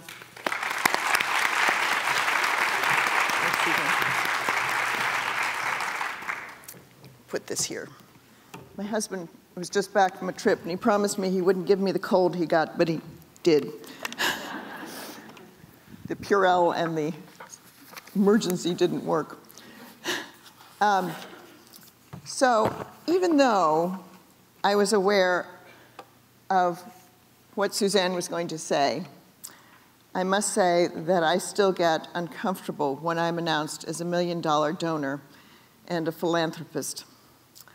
I considered coming up here wearing a raincoat because it feels as if I'm opening my raincoat and showing something I'm not supposed to be showing when I talk about money. I have strong internalized messages about money, talking about money, both from my family and from the culture in which I grew up. I was going to ask you to raise your hands and answer this question, but how many of you would consider yourself philanthropists? I can't see a thing, so sort of raise them and wave them if you consider yourself a philanthropist. Oh, good, I see a good number of hands. How many of you actually give something to a cause that you believe in? A school, a museum, a church? Raise your hands again. Okay, did I get more hands up there? So all of you who raised your hands to the second question should be raising it again when I say, are you a philanthropist? So everybody who's a philanthropist, raise your hands. You can even cheer because I can't see it as well. Woo! All right. It isn't a very comfortable word for me, that word philanthropist. And yet it just means that you give for the greater good. I grew up in a family that has been generous, and the message was give quietly. And then in the culture when I grew up, the image of a philanthropist was male, usually white, usually older. All those pictures on the walls, usually white, male, with gray hair. Oh, women work behind the scenes, quietly raising money, doing the work, volunteering, planning events, but seldom recognized, and disappearing from history. Women tended not to be public about their giving, and women's voices weren't heard. So I'm breaking taboos by being here. What am I doing here? It's a good question. I've decided that the issues around social change for women and girls are important enough for me to take a stand and to speak out about them. So that's why I'm up here. We heard from Katie this morning and from Masimbi yesterday about why we should invest in women. And there are many reasons, both, as Katie said, moral and economic. I want to give you just a little bit of my personal story. I'm passionately involved in women's issues. I went to an all-girls school, an all-women's college. I was director of the Women's Career Center in Portland, Maine. I was on the board of the Maine Women's Fund. Do you get a trend here? We moved back to Columbus in 1995, and I looked for the Women's Fund. And I was told, oh, honey, we don't need one here. Fortunately, in 2001, I was able to join a group of women who saw the need for a women's fund in Central Ohio, and I've been involved ever since. Just in case any of you still wonder about the need for a women's fund or for a gender lens on philanthropy, I'm going to put some of what Katie said in a more local context, a football analogy. Okay, so suppose you have a really good football team, many different talented players, lots of different skills, but for some reason you only allow the players whose last names begin with the letters M through Z to actually go out and play on the field. Now those ALers, they're allowed to stand on the sidelines. They can cheer. They can do bake sales. They might be allowed to send in an idea for a play, but usually it isn't heard unless an MZ repeats it. All been there. So what happens? The M star player gets injured. And they look around and they go, oh my gosh, now what do we do? And the only really player able to step up, last name begins with a B. Uh-oh, can we trust somebody who's not an MZ to play and actually go out and do a good job? Well, we'll try it out because we don't have any other choice. So as we know, the B actually does a great job, and he and his teammates are going along fine until he gets injured. The next player up is a J. And, you know, one ALer might do okay, but to have two, I don't know. Well, we all know what happened.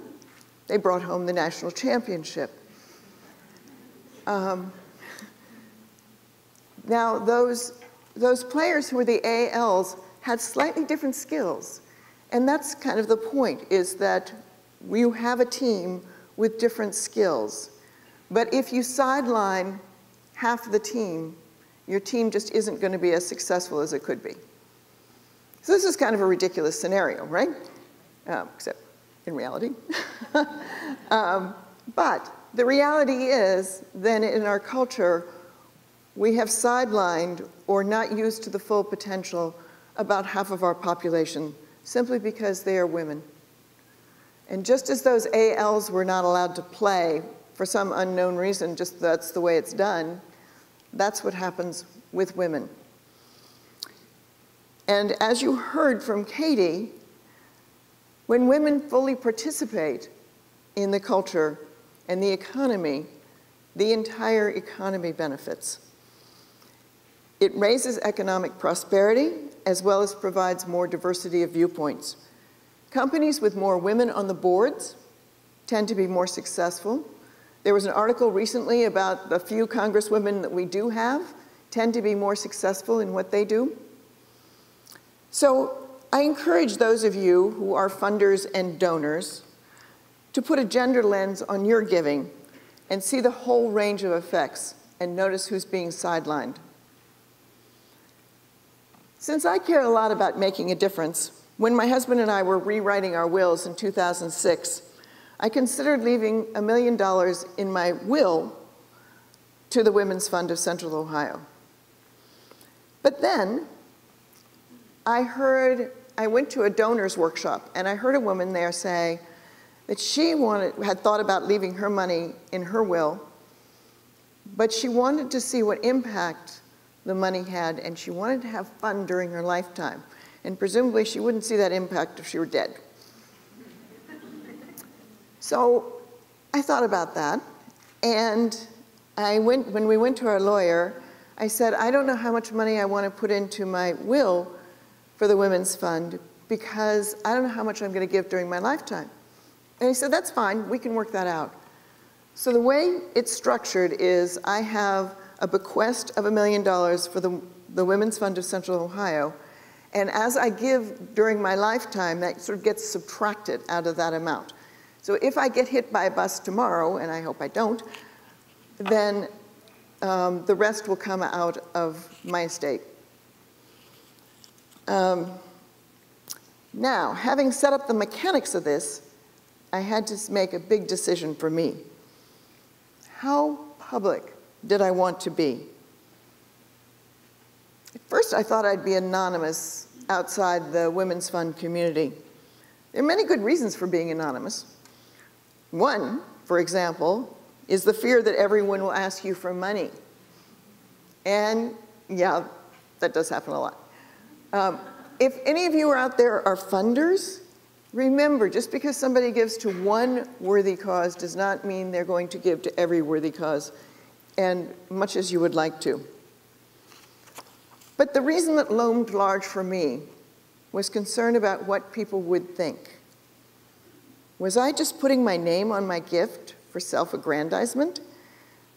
I mean, this just isn't done. The mantra in my family and culture was for women, was don't make a display of yourself. When I was in the throes of this debate, a friend who knew that I, as a life coach, liked to work with women around issues about money, said, what if the same thing that is holding you back are holding other women back?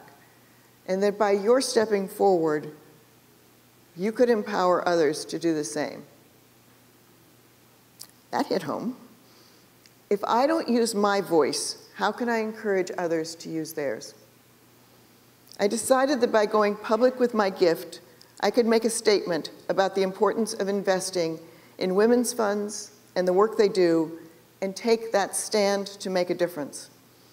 I hope that by giving publicly, I might encourage others to see the need and support it as well. After a luncheon when my gift was first announced, a woman came up to me and she said, I just want to tell you, you've inspired me.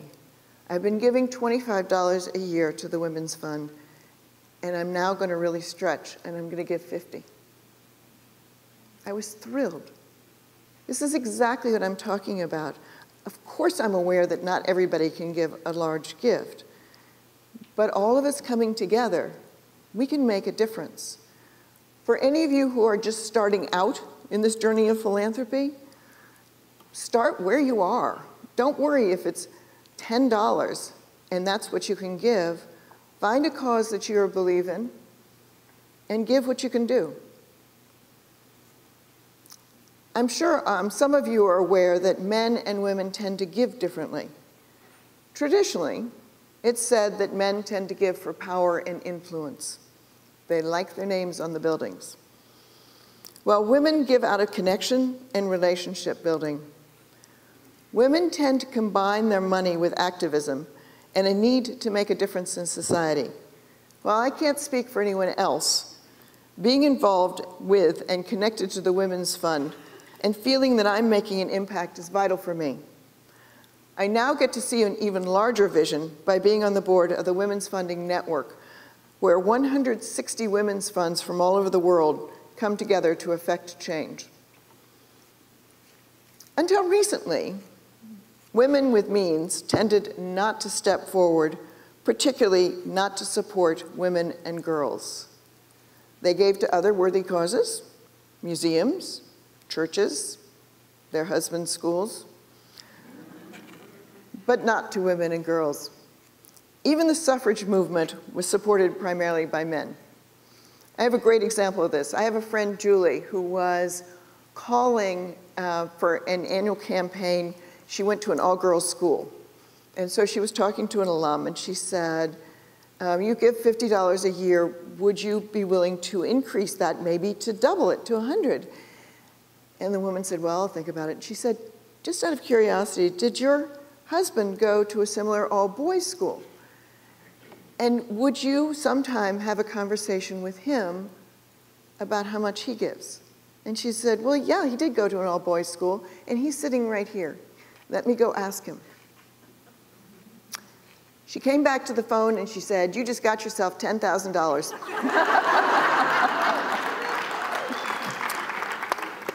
So, Helen LaKelly Hunt saw this discrepancy in giving and determined to change it. She founded an organization called Women Moving Millions, initially in 2009 with a goal of raising $150 million. Now remember what the economy was doing in 2009. And they raised, at that point, $180 million. Together, we now have raised $500 million with 192 members.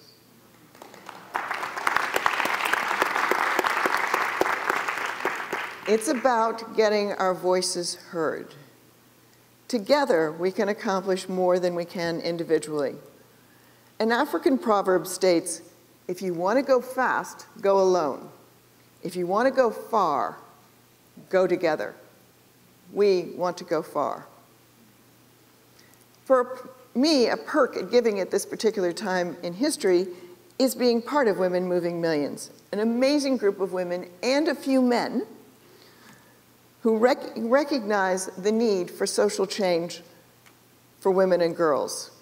We invest in a variety of ways, from our local women's funds, as I have done, to funding microcredit, to documentary filmmaking, to ending human trafficking.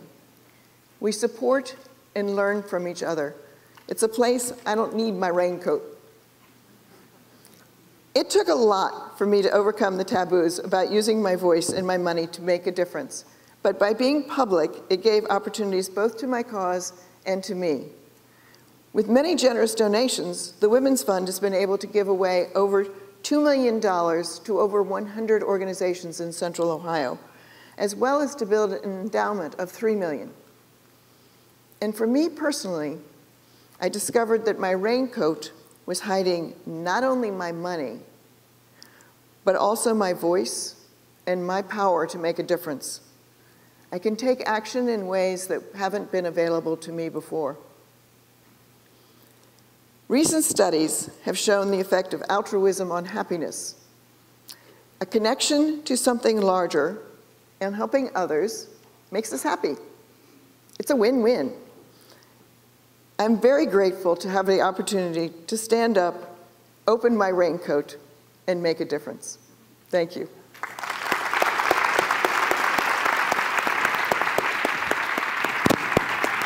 Before you leave, before Carol exits, I have a raincoat for her. So the next time I give this, I'll come up with my raincoat on. You can have your raincoat. Thank you. You're very welcome. Now it's my pleasure to introduce our second speaker, Erin Scott. Her bio reminds us that while she's a consultant and the director of project management at Benefactor Group, she's also developed an online philanthropic marketplace for a community foundation. She's led fundraising operations of a statewide political campaign, and she has experience building and executing fundraising strategies, auditing internal database management systems, and collaborating on a national scale to construct web-based fundraising tools for nonprofits. But people say, and this is not what her bio says, but people say she's a great grant maker. She's a fabulous collaborator. She's a coach. She's a volunteer, a wonderful donor and advocate for organizations championing women and girls in Central Ohio. Plus, she's really, really smart and a whole lot of fun. Please help me welcome Erin.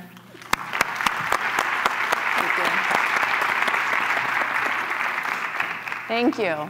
So today I'm going to be talking a little bit about the millennial perspective. And really, more of this is just baseline information to familiarize you with the millennial population. So what is a millennial? First of all, does anybody in the audience identify as a millennial? Could you raise your hand and maybe wave it?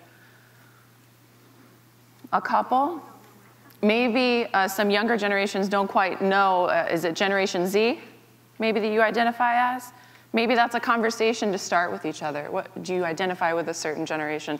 So today we're going to talk about who are the millennials, what are their typical charitable giving behaviors, and why should we pay attention to this? So let's talk about who they are. So various sources give a couple of different ranges of years. So I pulled 1981 to 1999 for birth ranges. There are about 76 million millennials in the US. 60% of millennials identify as donors or philanthropists. 60%, so the majority. Values and traits, realists. They're pragmatic, and they really value diversity. So influencing events and conditions on this generation, absolutely digital natives. They don't know a world before internet. Or maybe someone like me who's at the tail end of being a millennial. I'm 30. I remember the first computer being in our house about 8 or 9 years old. Events like Columbine, September 11th maybe, and now police brutality, right? And cell phones, not just for calling, but for texting mainly, or maybe even just surfing the internet. So what are their typical charitable giving behaviors? This is some of the research that I do at Benefactor Group. We do a little bit of generational research when we work with clients based on the different donor base that they're working with, right? Because not every generation wants to be approached in the same way for their gift. So let's talk a little bit about what kind of causes they care about and what influences them. So here's a snapshot of charitable giving in the US in 2013. This is from the Giving USA report from 2014, kind of the most available data that we have, about $335 billion charitably given. And individual giving, 87% of that. Now that lumps in those individual gifts, right? The checks and the credit cards, but also includes the bequests and family foundations. So I lumped those three together to show that individuals really leading the charge in charitable giving. So let's focus in on just that blue individual giving piece now. So if we're just looking at individual giving, we're looking at about $300 billion. 11% of that is millennial giving. So almost $33 billion total. And this is, again, from Giving USA, the next generation of American giving by Blackbaud, where I got these numbers. Average gift, about $500 annually. Supporting 3 or 4 charities a year. So millennial donors might be underrepresented in those figures. And let me tell you why we think that is at Benefactor Group. And I know we're not the only ones. There's a lot of micro-giving that gets lumped in and accounted for as one gift, right? So some Kickstarter campaigns, or maybe Pelotonia. So there's some charitable giving behavior that isn't quite captured as an individual contribution. So we think that sometimes all of these little fish get counted as one big school of fish. So there are some actions and perceived charitable behaviors that aren't being captured. The other thing is that the Giving USA report primarily pulls data from tax returns. Well, that information helps us calculate how many and how much those charitable contributions are, but only if you itemize your tax return, right? So there, again, might be some pieces that aren't quite capturing this millennial behavior that's really important. So something new with this generation too, this 24-hour news cycle. CNN getting pushed to your phone immediately. What's going on in the Middle East?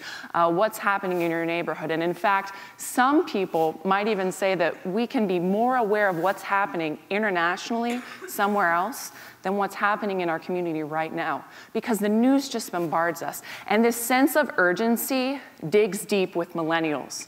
They don't know any different. They're always connected. So because of this, they tend to favor these socially conscious, global-minded charities because they know what's going on. They're aware of it. They feel the pressure to engage in this space. They also are an instant gratification generation, right? They want to know, what impact is it making today? How can I move the needle on social change today? Tell me the short-term goals. Another piece of this is that millennials tend to favor causes, not institutions. So this is our Benefactor Group graphic of the Octo cause, taking down the SS institution. Because, as somebody mentioned yesterday in one of the small groups, when somebody gives you a contribution, if you are a development officer or a fundraiser, they're not giving you the contribution. In fact, they're not even giving your organization the contribution. They're giving to hunger. They're giving to women and girls. So millennials absolutely identify with this. They want to hear what's going on with the cause, not necessarily what's going on with your organization. Just a generalization to consider. If you're interested in more information about high net worth next-gen donors, maybe millennials, Gen Y, Gen X, I would really encourage you to check out the Greater Houston Community Foundation's Next Gen program. I had the pleasure of presenting with Jennifer Touche of this incredible community foundation on the work that they're doing to cultivate the behaviors of young donors who already have families entrenched in philanthropy. And so when we talk about the charitable giving behavior of these generations, you might want to note that they're already experiencing information overload. These high net worth donors who are young, they're already often solicited and pulled in many directions just as a result of their last name or their family's business being prominent in the community. And they're still developing their philanthropic identity. It's a new space. So they're often seeking that peer network. So if you'd like to learn a little bit more about that study, check out what they're doing there. So why should we pay attention? I've got 3 reasons. I want to talk about 2 right now. So this is the next generation of major gifts. Huge reason to pay attention. Look at these girls. They know they're inheriting some wealth. They are really excited about it, right? There's a small group of millennials who will be inheriting $40 trillion in wealth. A lot of different numbers pushed around here. This is from the Case Foundation 2014 Millennial Impact Report. So take note, because as nonprofits know, these transformative major gifts shape the future of an organization. The other piece that we hear about a lot, the Women's Fund of Central Ohio does a fantastic job of lifting up the importance of time, treasure, and talent. And millennials also love to share their ties. They love to tell their friends, hey, I'm going to this fundraiser, you should come too, or put out on Twitter, I just donated to Pelotonia, you should too. And so many of the web-based applications make it easier for people to share their giving activity, right? You can click a button, tweet out that I just gave, and you can too. And millennials love this. They bring a friend to an event, they let somebody know, hey, I think I know you like women and girls causes, you should come to this Women's Fund event with me too. I'm gonna get to the 3rd reason in a minute. So at Benefactor Group, we often work with organizations during building a strategy for fundraising for the year or for a campaign. So I just want to lift up 3 tips for engaging these next-gen donors. If you're a nonprofit, how are you going to get them involved? Well, use accessible messaging in your campaign, absolutely, and create continuing engagement options. So don't let it start and end with the campaign. And obviously, you want to honor the donor's commitment to impact. Millennials love hearing, how much did it get? How much did my $50 gift move the needle? What did you get for that $50? And report it back to them. So a couple of examples. This is the YWCA Columbus Believe in Women campaign. And this is their webpage. So easy to read. Fundraising goal, who we serve.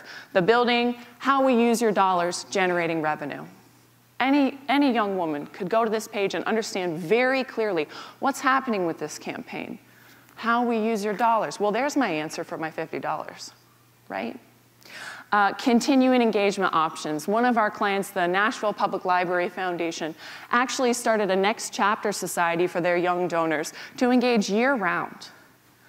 So there's an opportunity for their voice to be heard 12 months out of the year. And then when you're going to them during the public phase of a campaign and saying, hey, we need your gift, it's not the first time you've talked to them in 2-3 years, right? You're not just going to them in a time of need.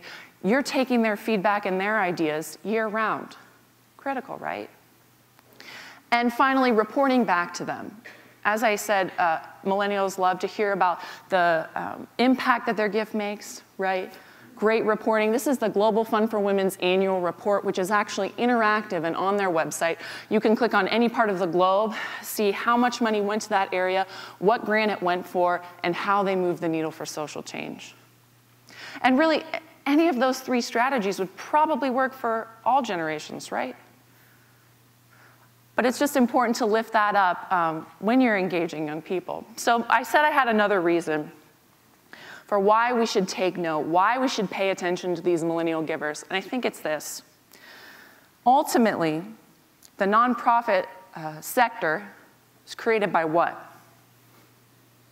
was created by people, right? So we saw a gap in the services offered by the market and the government. We said, there's a need here. We need something. We need another organization or program to do something. So this third sector rose up by organizations that you all created and supported. So when we look at the fabric of the nonprofit sector, it's really woven by people. And it's woven by generations coming together and standing up. This is what our generation says. This is what we really believe in. This is where we really think there should be programming. And so when you look at the faces of the different millennials who are going to be impacting programming, who are going to continue weaving the fabric of the nonprofit sector, take note of the different ways that they want to be engaged and the causes that they care about. Because as you've already heard today, they're coming for a seat at your table. And many of them already have one. Thank you.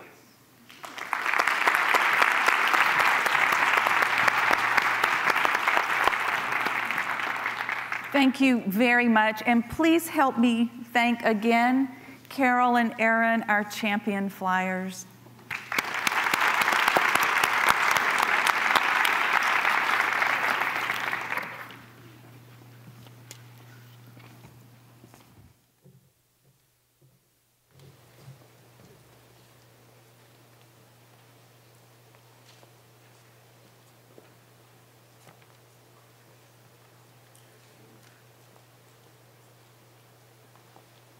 Welcome our power panel. Great Minds, Great Giving, moderated by Dr. Lisa Cordes, Executive Vice President of Community Research and Grants with the Columbus Foundation.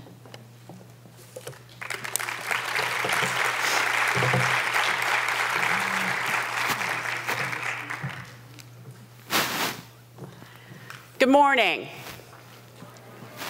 We have a power panel.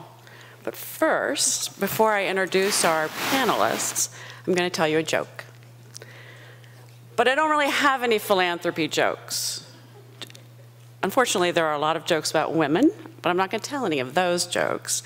So if you have philanthropy jokes afterwards, I'd love to hear them because I get the opportunity to speak often about philanthropy, but there aren't any jokes. So I have a little story to tell you, and I think it's funny. I'm just going to tell you now, so humor me, okay? So I've lived in Columbus for 20 years, and prior to coming to Columbus, I had the good fortune of living in West Virginia for 5 years, and I got to know Senator Rockefeller well.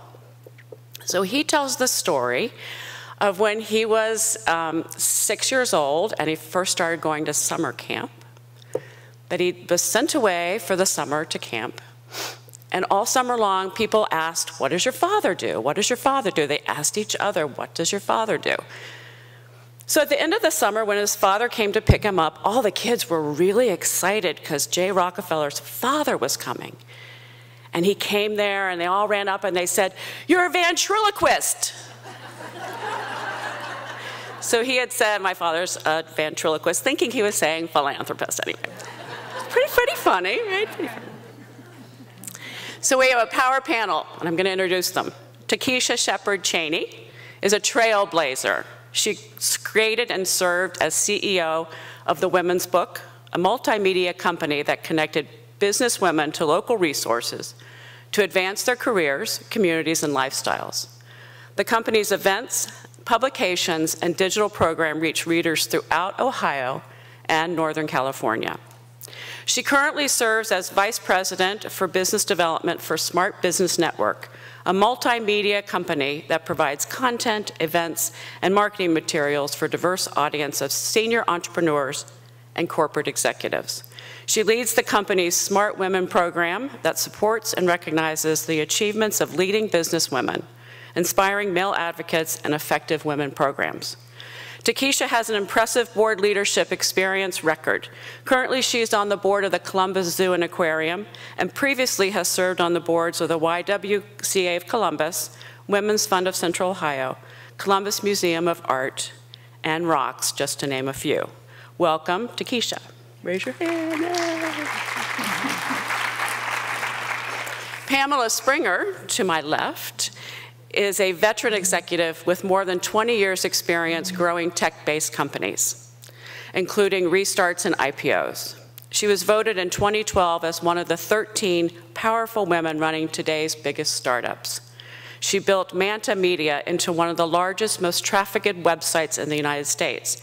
In fact, for 3 years in a row, Manta Media was recognized with the Digital 100 World's Most Valuable Private Tech Companies.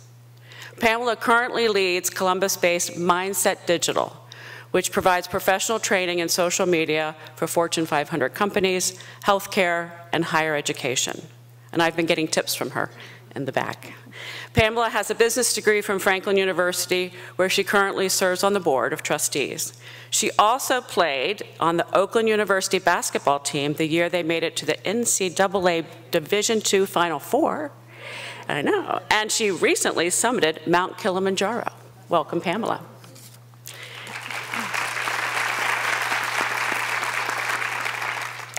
And finally, Shelley Bird. Shelley is a senior executive with global marketing, strategy, business transformation, and policy experience, and over 25 years of leadership experience at leading companies including Cardinal Health, Motorola, NCR, and Royal Philips Electronics. With more than a decade of living and working in Asia and Europe for US and European multinationals, she has guided organizations through acquisitions and divestitures, geographic expansion, production, introductions, and leadership and cultural transitions.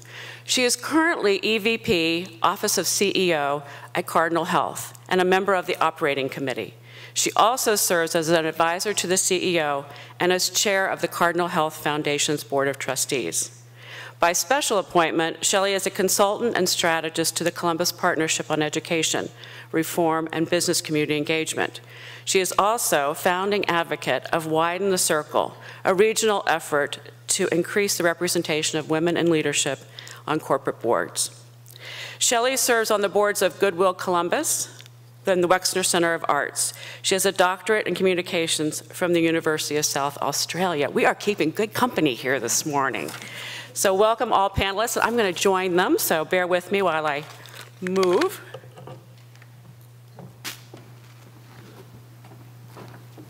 We have up to an hour with you, and we're going to save time for questions and answers as well. So please be thinking of what questions you'd like to ask our panelists. And I would like to start off by asking each of our panelists to respond to this question, and that is, as an executive level leader, you have many points of influence. Please describe 1 or 2 ways in which you uniquely leverage this influence to advance opportunities for women. These can include philanthropic examples, but won't be limited to them. So Shelley, would you like to start? Sure. Excuse me. So I think if I answer the question beyond more sort of programmatic things that I get involved with, I would say there's probably 2 areas that inform all of what I try to do to support women. One is gracefully trying to root out unconscious bias. And you know, I say gracefully because I take the view of positive intent that no one intentionally is trying to behave in a biased way, but oftentimes it is unconscious. And I think finding ways to call that out is helpful to ensuring that women's voices are heard. I think trying to open up those spaces to ensure women have a voice is important, and I think executives at all levels can help ensure that that happens. The second thing I would say is through writing. I am a communications professional largely, and I love to write. I think words are important, and I think the process of writing for me helps to clarify in my own mind what I think, but I think it's a great platform to try and shine the light on issues. And I've started sporadically, I would say, writing for the Huffington Post as one example. And it's just a great platform to get the discussion going and trying to unpack the issues and have the discussion. I think having the dialogue and transparency around the issues helps to move us forward. Yeah, I would say there's two things for me as well. One being an entrepreneur. I don't know how many entrepreneurs we have in the audience, but it's like the best thing, but also the hardest thing you've ever done in your life. And you have those days where you just kind of question, why in the world am I doing this? And then other days when you are just so overjoyed because it is something that you have in fact built. And so when I'm having those tough days and questioning why in the world did I do this, I think about being a role model for other women, but also for young women who look up to me. And so when I'm rethinking things, I think about that. So I see that as having a big impact. Being in media, we all know that media is a pretty powerful force in society. It's 24/7. It impacts and touches us every day. So given the fact that I've decided to work in this arena, I feel that I have a unique opportunity to try to raise the voices of women, to try to make sure that women of color as well, or more specifically, have a presence and their voice is seen and heard. But I feel like I'm playing a pretty important role in terms of providing a platform, and a bigger platform now, to make sure women's voices are heard and that we are seen as being capable, just as capable as men are in any way that you can think of. You're very good at it. Pamela. Well, from an entrepreneur, investor, and a board perspective, I think I do have an opportunity to see and help influence women in terms of how to maybe help them as they go up on their path. Namely, I'm a big believer in building confidence and reminding people to play to their strength versus worrying about fixing their weaknesses. I also typically go after women as it pertains to thinking bigger as opposed to in increments, and then taking that mindset and playing to win versus playing not to lose. And so just overall, as you think about confidence and winning and playing to your strength, you build a momentum there. And mass attracts mass, and it's just a nice thing that continues to build on itself. From a board perspective, I am a big believer, and I demand really inclusiveness, really from a diversity perspective at large. I'm a big believer in that's one of the secret sauces that propel businesses and organizations forward. So I'm very mindful and pretty verbose about having a inclusive kind of programs for all, whether it be an organization or a nonprofit. How does one come to write for the Huffington Post? You basically submit a bio, a profile, and a sample column, and it gets reviewed by this sort of opaque group of editors somewhere, somewhere in the internet, behind the curtain. Mm-hmm. And eventually you get an email saying, okay, we invite you to submit, here's the guidelines, here's the rules, here's the process. And so every time you write something, you send it in, and usually within about a week, they let you know whether or not it's accepted. And then it goes live. Great. So Pamela, when we think about people in the tech world, or maybe I'll own this, I think about men who have captured a lot of wealth, and a lot of our new wealth and philanthropy is coming from the tech world. I think of the example of philanthropy around Mark Zuckerberg and Bill Gates. So can you share with us what women are doing in this space as philanthropists? I think the well-known women or male-female combination, the Gateses, and even I would say Susan and Michael Dell have similar causes. But the up-and-comers, you mentioned Mark Zuckerberg, his wife Priscilla Chen is more quiet, as is Steve Jobs' wife, Lauren Jobs. And they do things more, I think, they haven't really committed to causes yet. They do things anonymously, and I think a little bit different than some of the guys that came before him, per se.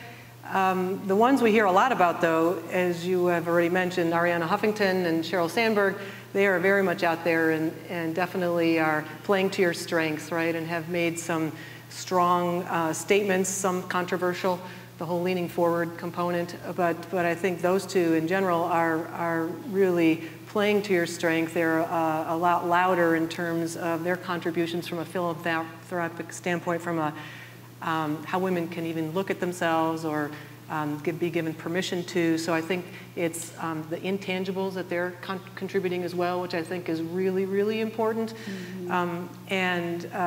So I think there's tangibles, intangibles, and some of our very black and white, you know who's doing what, and others, they haven't committed yet, and they're doing things anonymously. So I think there's different approaches happening. Great. Well, given that we all know that there are lots of barriers for women in terms of advancing in our careers, how have you each used philanthropy to help build your reputation? And what advice do you have for some of the younger people coming up about the importance of philanthropy as you differentiate yourself as a professional and a person giving back to community? Would you like me to start? Sure. Okay. So I think philanthropy, being involved in philanthropic activities sometimes can be viewed as a nice to have, certainly within the corporate environment. But I think it's really important to building your career. And I think of it, I guess, in three buckets. That one, it provides this great opportunity to get involved in things and develop different kind of muscles in terms of your skills and capabilities that might not be readily available to you in your day job. And you can do it in an environment that I feel is often safer than perhaps leaning in really far in the company or organization that you work in. So there's different kind of guardrails, and it's just a different kind of environment in which to develop skills and flex your muscles. And I think that's a great opportunity apart from the good work that you'd be doing. Secondly, it really helps to build your network.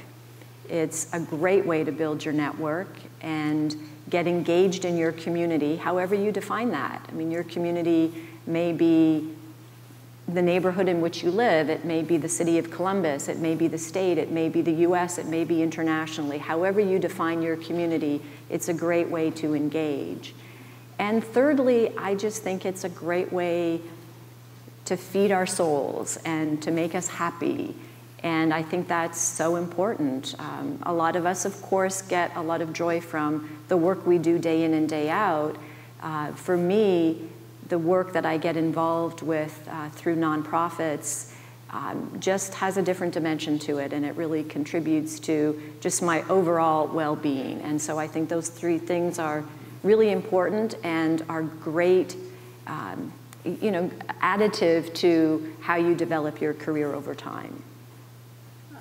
I would agree that I've been able to do some wonderful networking and relationship building around philanthropy, and especially philanthropy focused on women and girls. I would also say it could potentially be a great way for you to build your career. I look at entrepreneurship, for example, and Pam, you may agree. I've been really impressed by the number of social entrepreneurs that are out there, that there are ways to be philanthropic and entrepreneurial at the same time. Either as someone who is founding an initiative or someone who's investing in an initiative or company that is more social entrepreneurial. I'm just really impressed by the amount of social entrepreneurship that's out there and the impact that it's having on giving. I would also say technology has really played a big role in philanthropy, and how people are looking at philanthropy and its integration with technology. I mean, you're able to learn about a broader range of issues as it relates to social change, and your dollar or your $25 or $50 given online can have a huge impact, especially when it's combined with the gifts of others. So I mean, there's a variety of ways that you can utilize philanthropy to fulfill and enhance your life. But I would also, you know, and I think it gets to some of what you were saying in terms of your career growth. It can impact that pretty positively as well. I would say philanthropic leadership can differentiate your career. I think first just leadership can, right? Leadership is a big, big deal. Leaders are believers by definition, right? Leaders typically work for something greater than themselves. And as you think about philanthropy, if that's really important for you, something you want to be part of, you know, the organizations you want to be part of that have that then, even from a commercial perspective, as part of their values, right? As you think about philanthropy, what are the attributes that make up that, so you can recognize it when you see it, right? Mm-hmm. So what's philanthropy to me? How does that look like? What does that look like in terms of attributes? And then that translates into values of the entity. Values are really behaviors, which is how we treat one another when we're there, what our expectations are of one another when we're there, and that really turns into culture. And culture eats strategy every day for lunch, right? So if you can align leadership with philanthropy, and you can root out the organizations you want to be part of, or for your career, an entity that has those values, because you can define what it means. They're part of that core system. It's really important, because then we're all working for the same vision. And if I would just go back to that, working for something greater than ourselves, Peter Drucker had a really great parable of the 3 stonecutters. And it goes like this. It's like there's 3 stonecutters, and they went up to the first stonecutter and said, "What are you doing?" And he says, "Well, I'm earning a living. I'm laying stones every day. I'm making a living, doing a decent I'm earning a decent wage with a decent work every single day." They go to the second person, they said, "What are you doing?" And he says, "I am mastering the art of stone cutting. I'm trying to become the best stone cutter there is in the country." And they went to the third stone cutter and said, "Well, what are you doing?" And he says, "I'm building a cathedral." Now, if you think about the first 2 answers, they had nothing to do with working for something greater than themselves. And so the third one absolutely is tied into the vision. And when he goes home every day at night, his trials and tribulations or successes or rewards are so much tied into what he's building and the vision, even though he was doing basically the same thing. The second person we really have to be careful of, because they're very local optimized, right? It's all about me and I'm trying to become the best. But if you can align yourself with what is core to you, with this passion, you know, these philanthropic causes are unbelievable in terms of contributions, but then don't waste your time with organizations that don't align with that. So define what it is, flush it out, get those attributes, and be ruthless and relentless in finding an organization that you can align with to tie into the vision. And when you go home at night, it'll be a great conversation around the dinner table. Thank you. Then tell us, how does your work right now fuel your soul? So I work with entrepreneurs and business owners that either I'm engaged in or I've invested in, and we work every day on, you know, purpose, mission, vision, values, and then out of what are we trying to do, the skills necessary to go do that. And so as you think about skills and values driving something, you can't have one over the other. You can't just have values, you have to have the skills, but you can't just have the skills, you have to have the values. It's an and.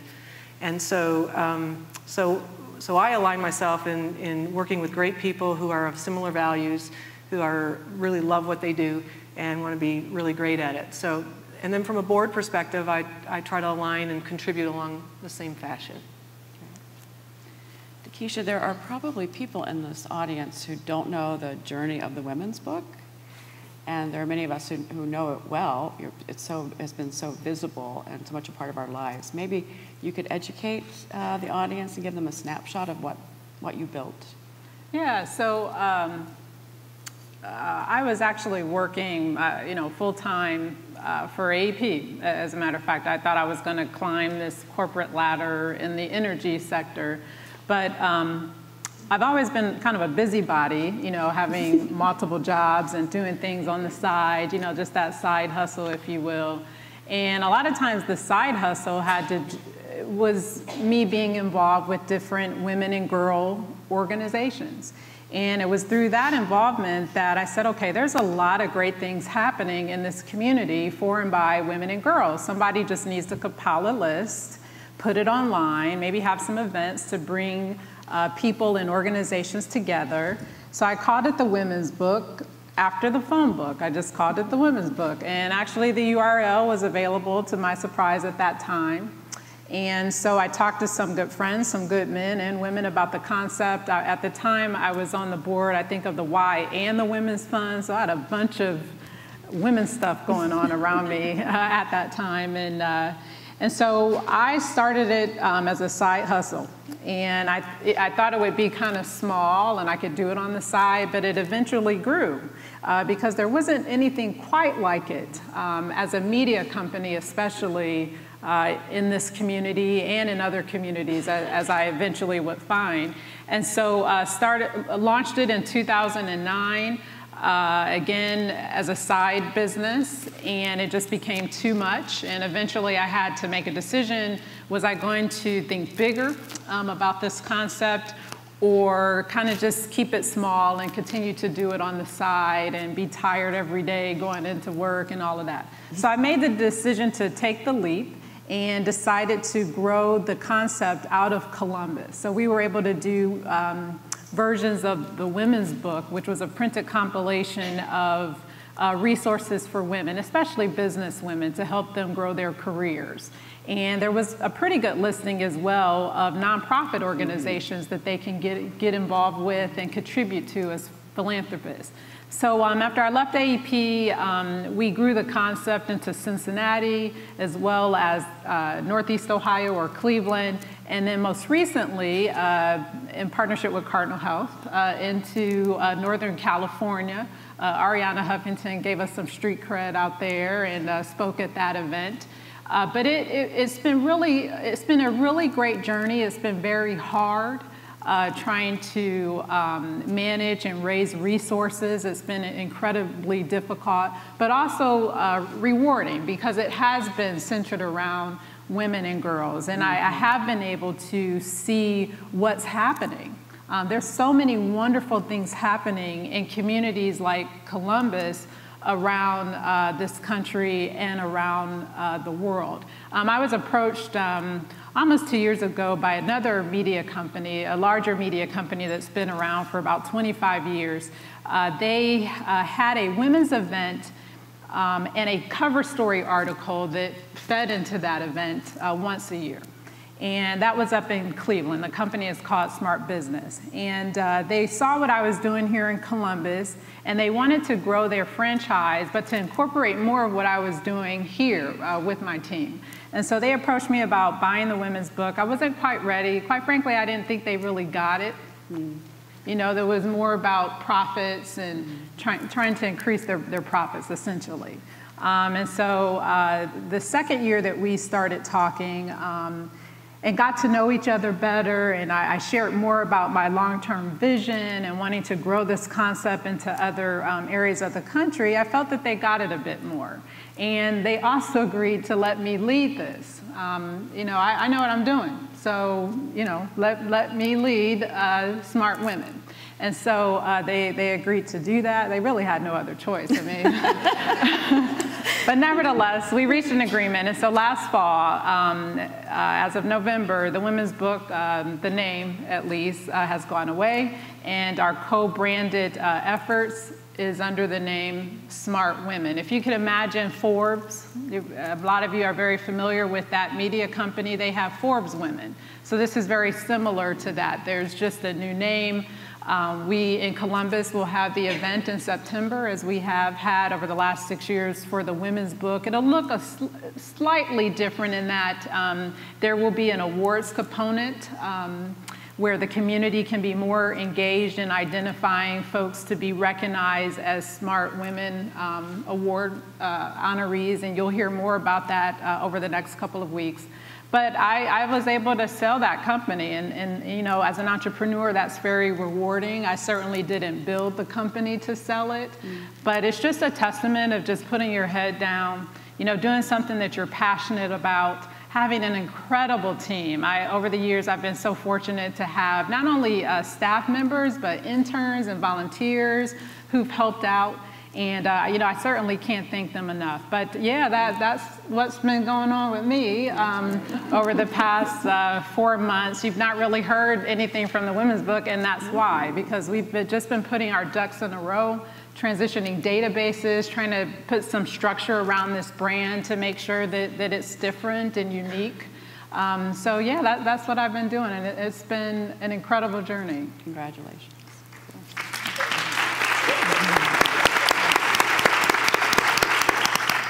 Shelley, you have the impressive role of being the chair of the Foundation for Cardinal Health. So can you tell us about grants that might focus on women and girls, and what the lens that you bring as a woman, how does that impact the grant making? Sure. So, I mean, this will be a gross generalization, but generally speaking, I do think that women approach this a little bit differently than men. At least that's been my experience. And I think we really sort of frame things around the values, the social values of benevolence, which we all sort of understand what that means, and something that I would call universalism. And to me, it's sort of like the sister of benevolence, where it's really, you know, we want to, you know, protect and grow and support all people and our environment. And so I think that's a lens that, as a woman, I bring to my work. But of course, we have a board of trustees, so it's not like these decisions are made by one individual. But as a woman, you know, I can help to frame the process. And I think the process that we have in place, and again, I'm all about outcomes as well. So, you know, it's this sort of interesting combination, I think, of this benevolence side, but really focused on outcomes. And I think for a lot of women and for philanthropy in general, that, you know, we're moving beyond just supporting something to really wanting to see outcomes, to really wanting to create change. And that's an important part of how we approach grant making at Cardinal Health. We're really focused on looking at things strategically, looking at things, you know, critically, but in a very productive way, so that we can help to amplify what's working, we can help to fill gaps, and we can have the right kinds of conversations with people about what perhaps is not working. I'd also say that I think women certainly recognize, and I think the broader community recognizes, that investing in women and girls is the best philanthropic strategy, in my opinion. That when women invest and we invest in women, we see that turn up in all kinds of very positive ways. It really strengthens families and communities, because these are the kinds of things that women care about. You know, whether you're, you know, a mother or not, I think women just approach these things a little bit differently. And when we invest in women, we see that showing up in communities. We see that showing up in the mouths of children, in the minds of children, in a lot of great ways. It just has this wonderful multiplier effect. So apart from how I approach it as a woman and how we approach our grant making at Cardinal Health, overall, I think investing in women and girls is just a fabulous philanthropic strategy. So a question for each of you. What's been the most rewarding personal experience you've had in terms of your investing in women and girls? Okay. So on a very personal level, you know, not sort of your traditional philanthropy, but I would say that investing in my sister to go back to school in her 40s has been very fulfilling. She did not finish high school because of largely a personal tragedy. She made the decision to go back to school in her 40s, and she's now working with children with disabilities.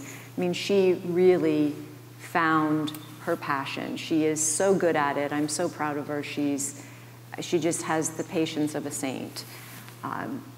But it's not always about money, right? And I think the other ways that I get a lot of value out of this and a lot of fulfillment and what I love doing is mentoring and sponsoring other women. And I think both mentoring and sponsoring are important. I think a challenge for a lot of women is not having a sponsor. I mean, someone who really, whether it's a man or a woman, who is really willing to use their social capital, their organizational capital to advocate for them. You know, the example is always, you know, mentors talk with you, sponsors talk about you when you're not in the room. And just being involved in other women's lives in that way is tremendously fulfilling. So I'd probably say that when I was running Manta, we had a really interesting program. We needed to have some more help answering the phone. And as more and more of our customers were calling, and it was a good thing. So I went out and I researched and I found a women's prison that could help us out. And so what we did there was we set up a training program with them. They were already in the mode of helping telemarketing or inbound customer support. They already had these things in place, so we kind of piggybacked on that, trained them on our product, and then what happened, we had 22 women employed per se who were answering questions from our customers and even helping them throughout the site or even do some ordering. So it was really fulfilling in a way that you were this job, this telesales, telemarketing job, customer support job was the highest paid job in the prison, so it was highly sought after. You had to have your GED in order to be eligible to get that job. It was located in Arizona, so it was one of the few jobs that was inside and you could have cold water, so there was another motivation to do well. And if you behaved or misbehaved outside of work per se, you were pulled back because there was such demand for this job. And what was really great to see, I did visit them in prison and talk to these women, was an unbelievable liberating feeling that they were experiencing. They were earning their own money. A lot of times for the first time in their life. Several women came to me and said, the first time I don't have to have a man help me or give me money, right? So the confidence that they were starting to experience in themselves and what that was now enabling was so overpowering. It was really, it was inspiring. It was an unbelievable feeling that these women were, and then their service levels were at, were unbelievable. I mean, they would go back to their rooms and they would role play at night. I mean, you had a captive audience. They couldn't quit. They could work on their stuff, right? So it was a really good thing. It was a win-win, and they were really scoring high. And the part that was overwhelming as well was, like, they said, people are asking me my opinion. People, I mean, I'm helping them out. They're asking me, what do I think? They did not volunteer. They said, oh, you're part of Manta. And they said, yeah, we work with Manta. And where are you located? In Arizona. And so they never, it never came up, nor did it really ever have to, because they were helping out. They were answering questions and moving it on. And it was just really rewarding that there were 22 women that we had employed, per se, and it was making such a difference in their life. And then in their family's life, they took that money. I remember one woman saying, and I'm sending it to my kids so he can get car insurance, right? So the ripple effect of all that. But the bright line and connecting the dots from empowering them and driving confidence, which then leads to something positive, was really rewarding. Yeah. Yeah, you know, for me, I would have to say that that personal connection beyond just giving money always makes a big impact and difference. I see it having a bigger impact on me anytime I'm involved with girls programming. You know, I believe filling that pipeline early is so critical to all of this. And one of the most impactful experience that I have had was when I was running this volunteer-driven leadership training program for girls. And we developed a middle school component, and on the first day of the program, in walks this girl with this hood over her head, and she looked like she didn't really want to be there, and she kind of had a little bit of an attitude. I think she did really want to be there, but it was a matter of just fitting in and adapting to her environment.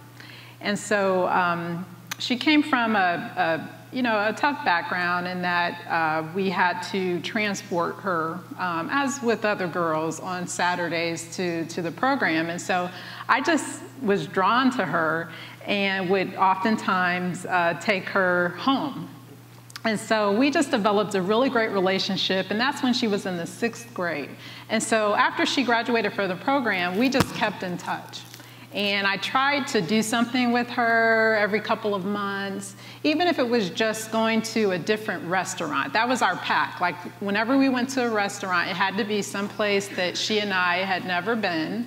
I convinced her that she had to try sushi, that she had to try it before she knocked it. And just doing little things like that to build a great relationship, to talk to her about what was going on in her life and with her family, to let her know that it was a safe place for her to connect. And we stayed friends. And as a matter of fact, when she graduated from high school, she ended up coming with me to different women's programs periodically, so that exposed her to a broader range of women and possibilities for her life. And I eventually hired her for the women's book. She became an admin, which really in a small business is like a jack of all trades. You just do a little bit of everything. And she did extremely well. And I was so proud of her, seeing her evolved even in that capacity. And with me transitioning and selling the women's book, she's gone on to another job. But I know that time that I spent with her made a difference. And it wasn't just the difference in her life, it made a big difference for me, keeping me grounded, and keeping me in touch with what is really going on with girls. You know, because I've not been a girl for a long time. And sometimes you forget. You really forget. And I think about that, and I'm still in touch with her. But that time and resources to a certain degree that I expended on that relationship, I know it made a difference for me and for her. Pamela is certified in Franklin Covey's 7 Habits of Highly Effective People. So I have asked her if she would share with us her own 7 Habits of Highly Effective Women. Oh, yeah. Oh, women. It just, the thing about 7 Habits, what it did, and it could be anything like that, is it establishes, and we brought that into our company, it establishes common vocabulary and a value system, all right? And so, I had that I had parts of that within Manta that we worked on, and as I think about these values that are really important for women and otherwise, it's I sometimes think women are probably more predisposed to the and strategy, which is, you probably have heard the tyranny of the or versus the genius of the and the opportunity that it's an and versus an or. And women many times take on sometimes probably more than we should, but it's part of our nature. And so I think it does serve us well. Where we sometimes get into trouble with that is this thing called balance. And sometimes there is no balance, right? There just isn't any balance. But I think the things that we have to work on to support that is delegate. And so as you think about balance, if you're static, you don't need balance because by definition, you're standing still. But if you're moving, you are then by definition, you need to continue to maintain balance because you're moving. And if you're moving, you typically then need a team around you. So if you have a good team, hire well, delegate, and what happens is you get some balance. So I would say the and versus the or. We talked a little bit about incremental thinking, so let's make sure that we're not putting ourselves in a box, that we think about step function increases versus incremental thinking. Focus.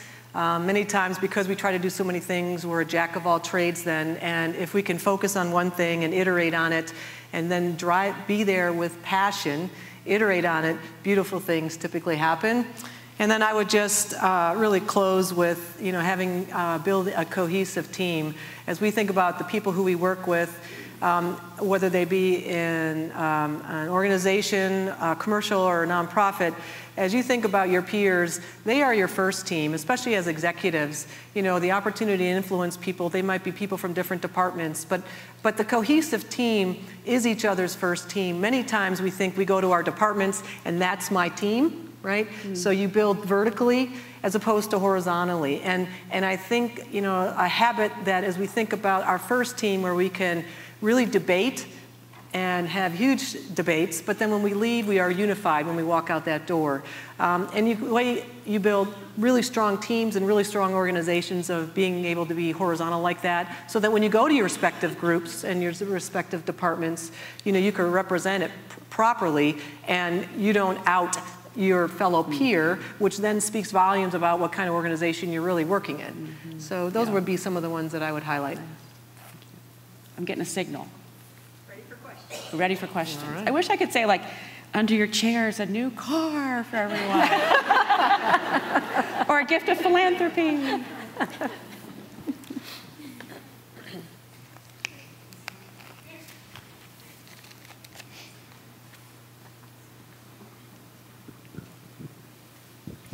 Hello, my name is Christine Wolf. I'm from Beechcroft High School. I'm currently a senior, ready to go to college next year, and going into the field of forensic sciences. How do you feel being a woman in the field of science, intertwining yourself enough to where you feel you're recognized and that you're not just lost into the mix of the entire field, since it's such a big field?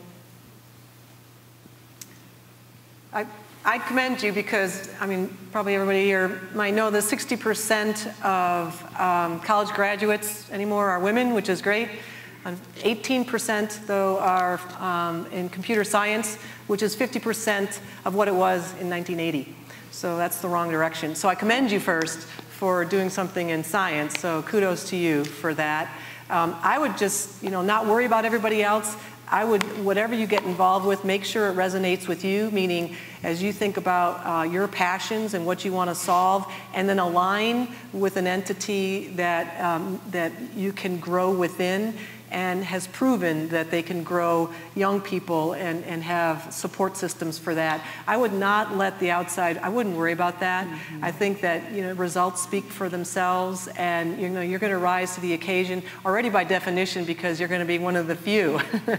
So I would just follow that and stick with your passion, but be really clear on the kind of organization you want to be part of, and then how that translates into tangibles and intangibles for you.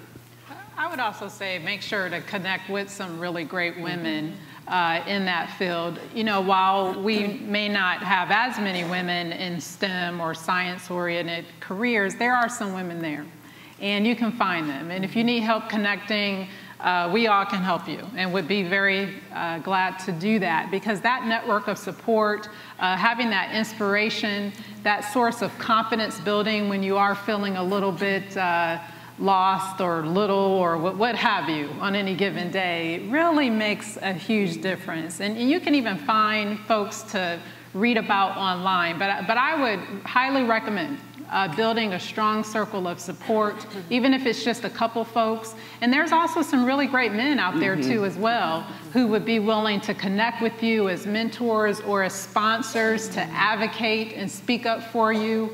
when it's needed, but make sure you have a strong circle of support, because I've been there. I've been the only woman in the room, I've been the youngest woman in the room, I've been the only woman of color in the room, and it can be tough, but you can do it. You can do it. I'd also add, we talk a lot about having a seat at the table, and that can mean many things, right? Essentially, to me, it means having a voice, being able to, engage. And I read something the other day, and a young woman was being interviewed, and I just thought the way she articulated this was brilliant. So I apologize because I am not going to remember who it was and give her due credit. Mm-hmm. But she said something like, this whole notion of a seat at the table, she said, pull up a chair, because nobody's going to give up their seat. So don't be afraid to engage, make sure your voice is heard. We all have something to contribute, and that I think will help you and will demonstrate that you're willing to take some risks. Obviously, you are in forensic science, and I think if I could do it all over again, that's what I would want to do. Honestly, I'm like, oh, that is so cool. But yeah, pull up a chair, just engage. Don't be afraid to make sure that your opinion is heard and that you contribute to the conversation.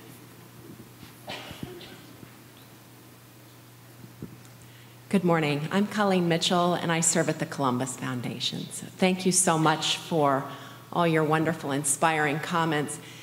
Sitting in the audience today and being part of this entire summit, I've been inspired by so many of the speakers, but they've made me think of a woman named Sue Schellenberger, who used to write for the Wall Street Journal a work and family column.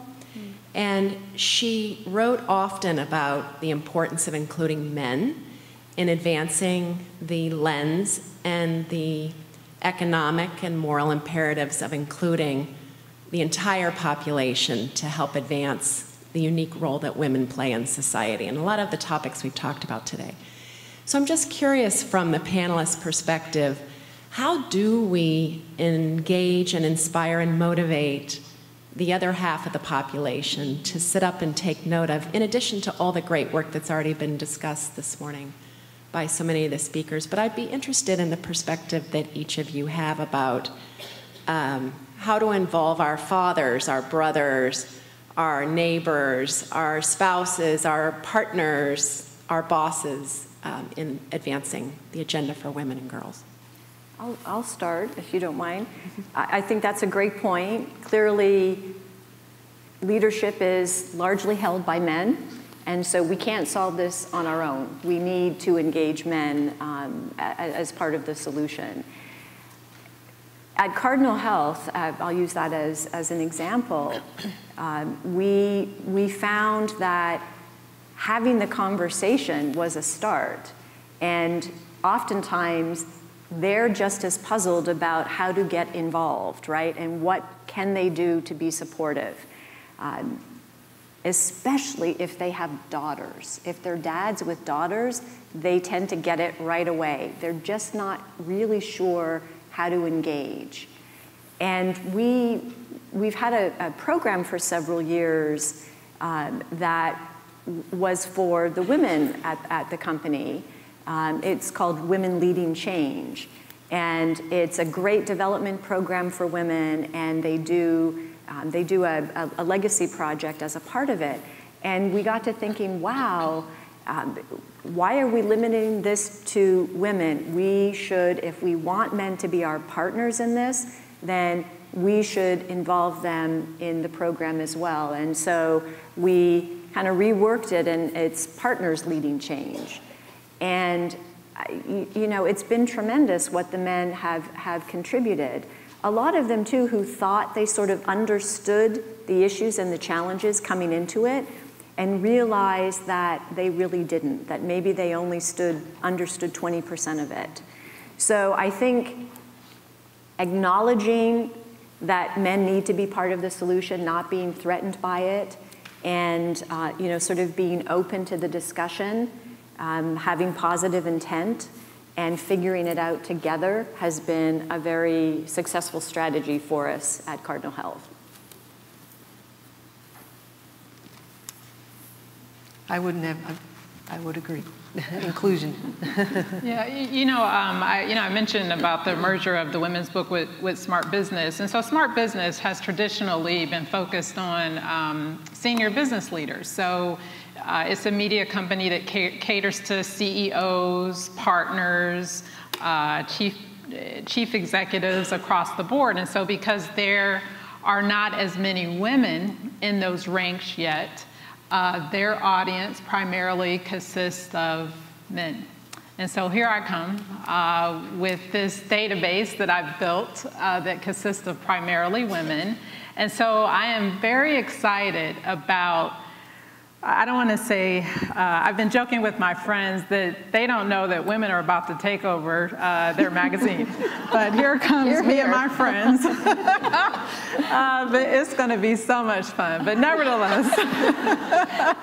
nevertheless, we get to speak to more men. You know, I get to share more information with men, and they get to share more information with us. We get to have a broader dialogue. You know, I love these events, but sometimes I wish that there were more men in the audience, and I've heard a lot of my friends say that as well, and it's true. I think that in order to make change, you can't keep doing the same thing over and over and over again. We know that we need to do this differently, a bit differently, in order to see women and girls, and ultimately our entire society. This is about the prosperity of our entire society.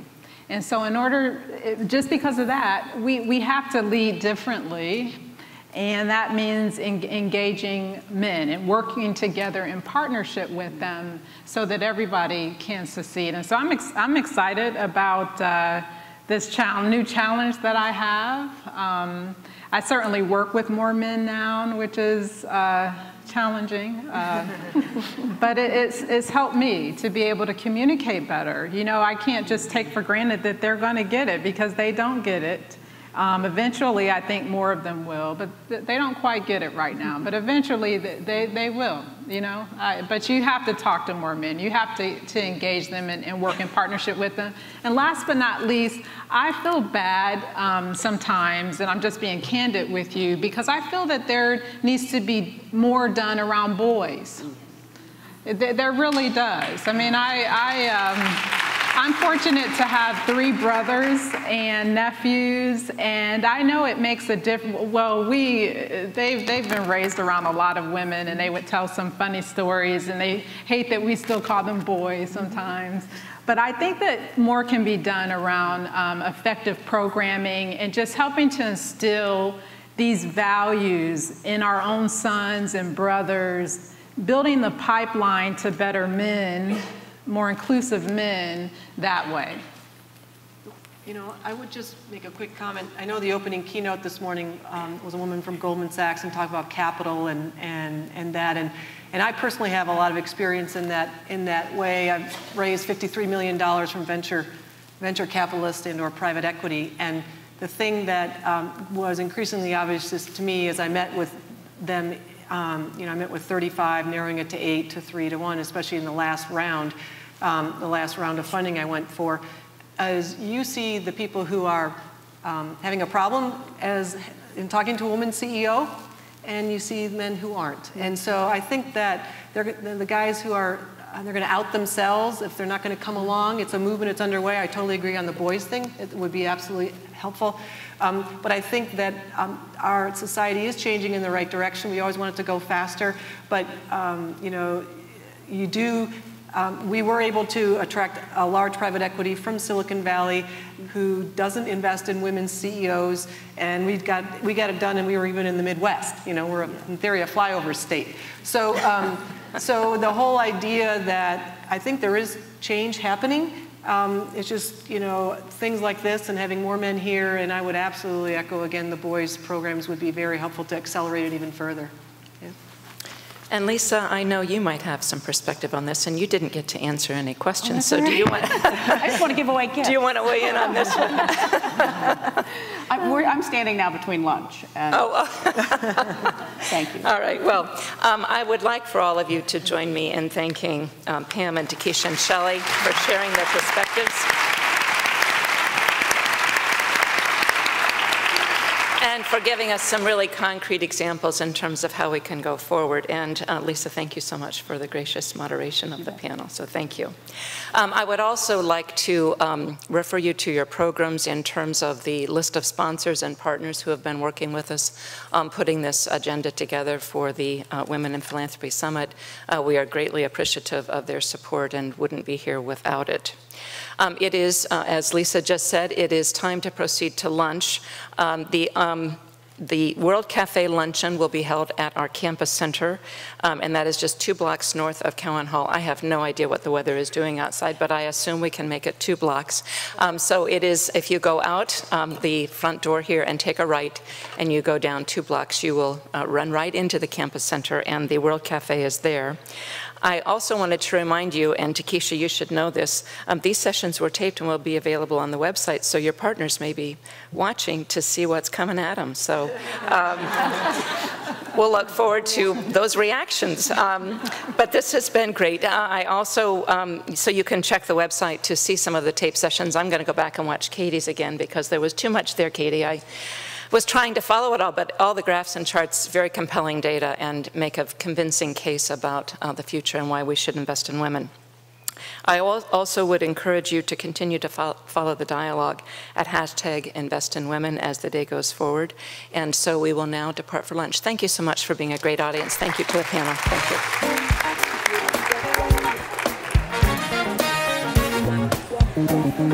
you.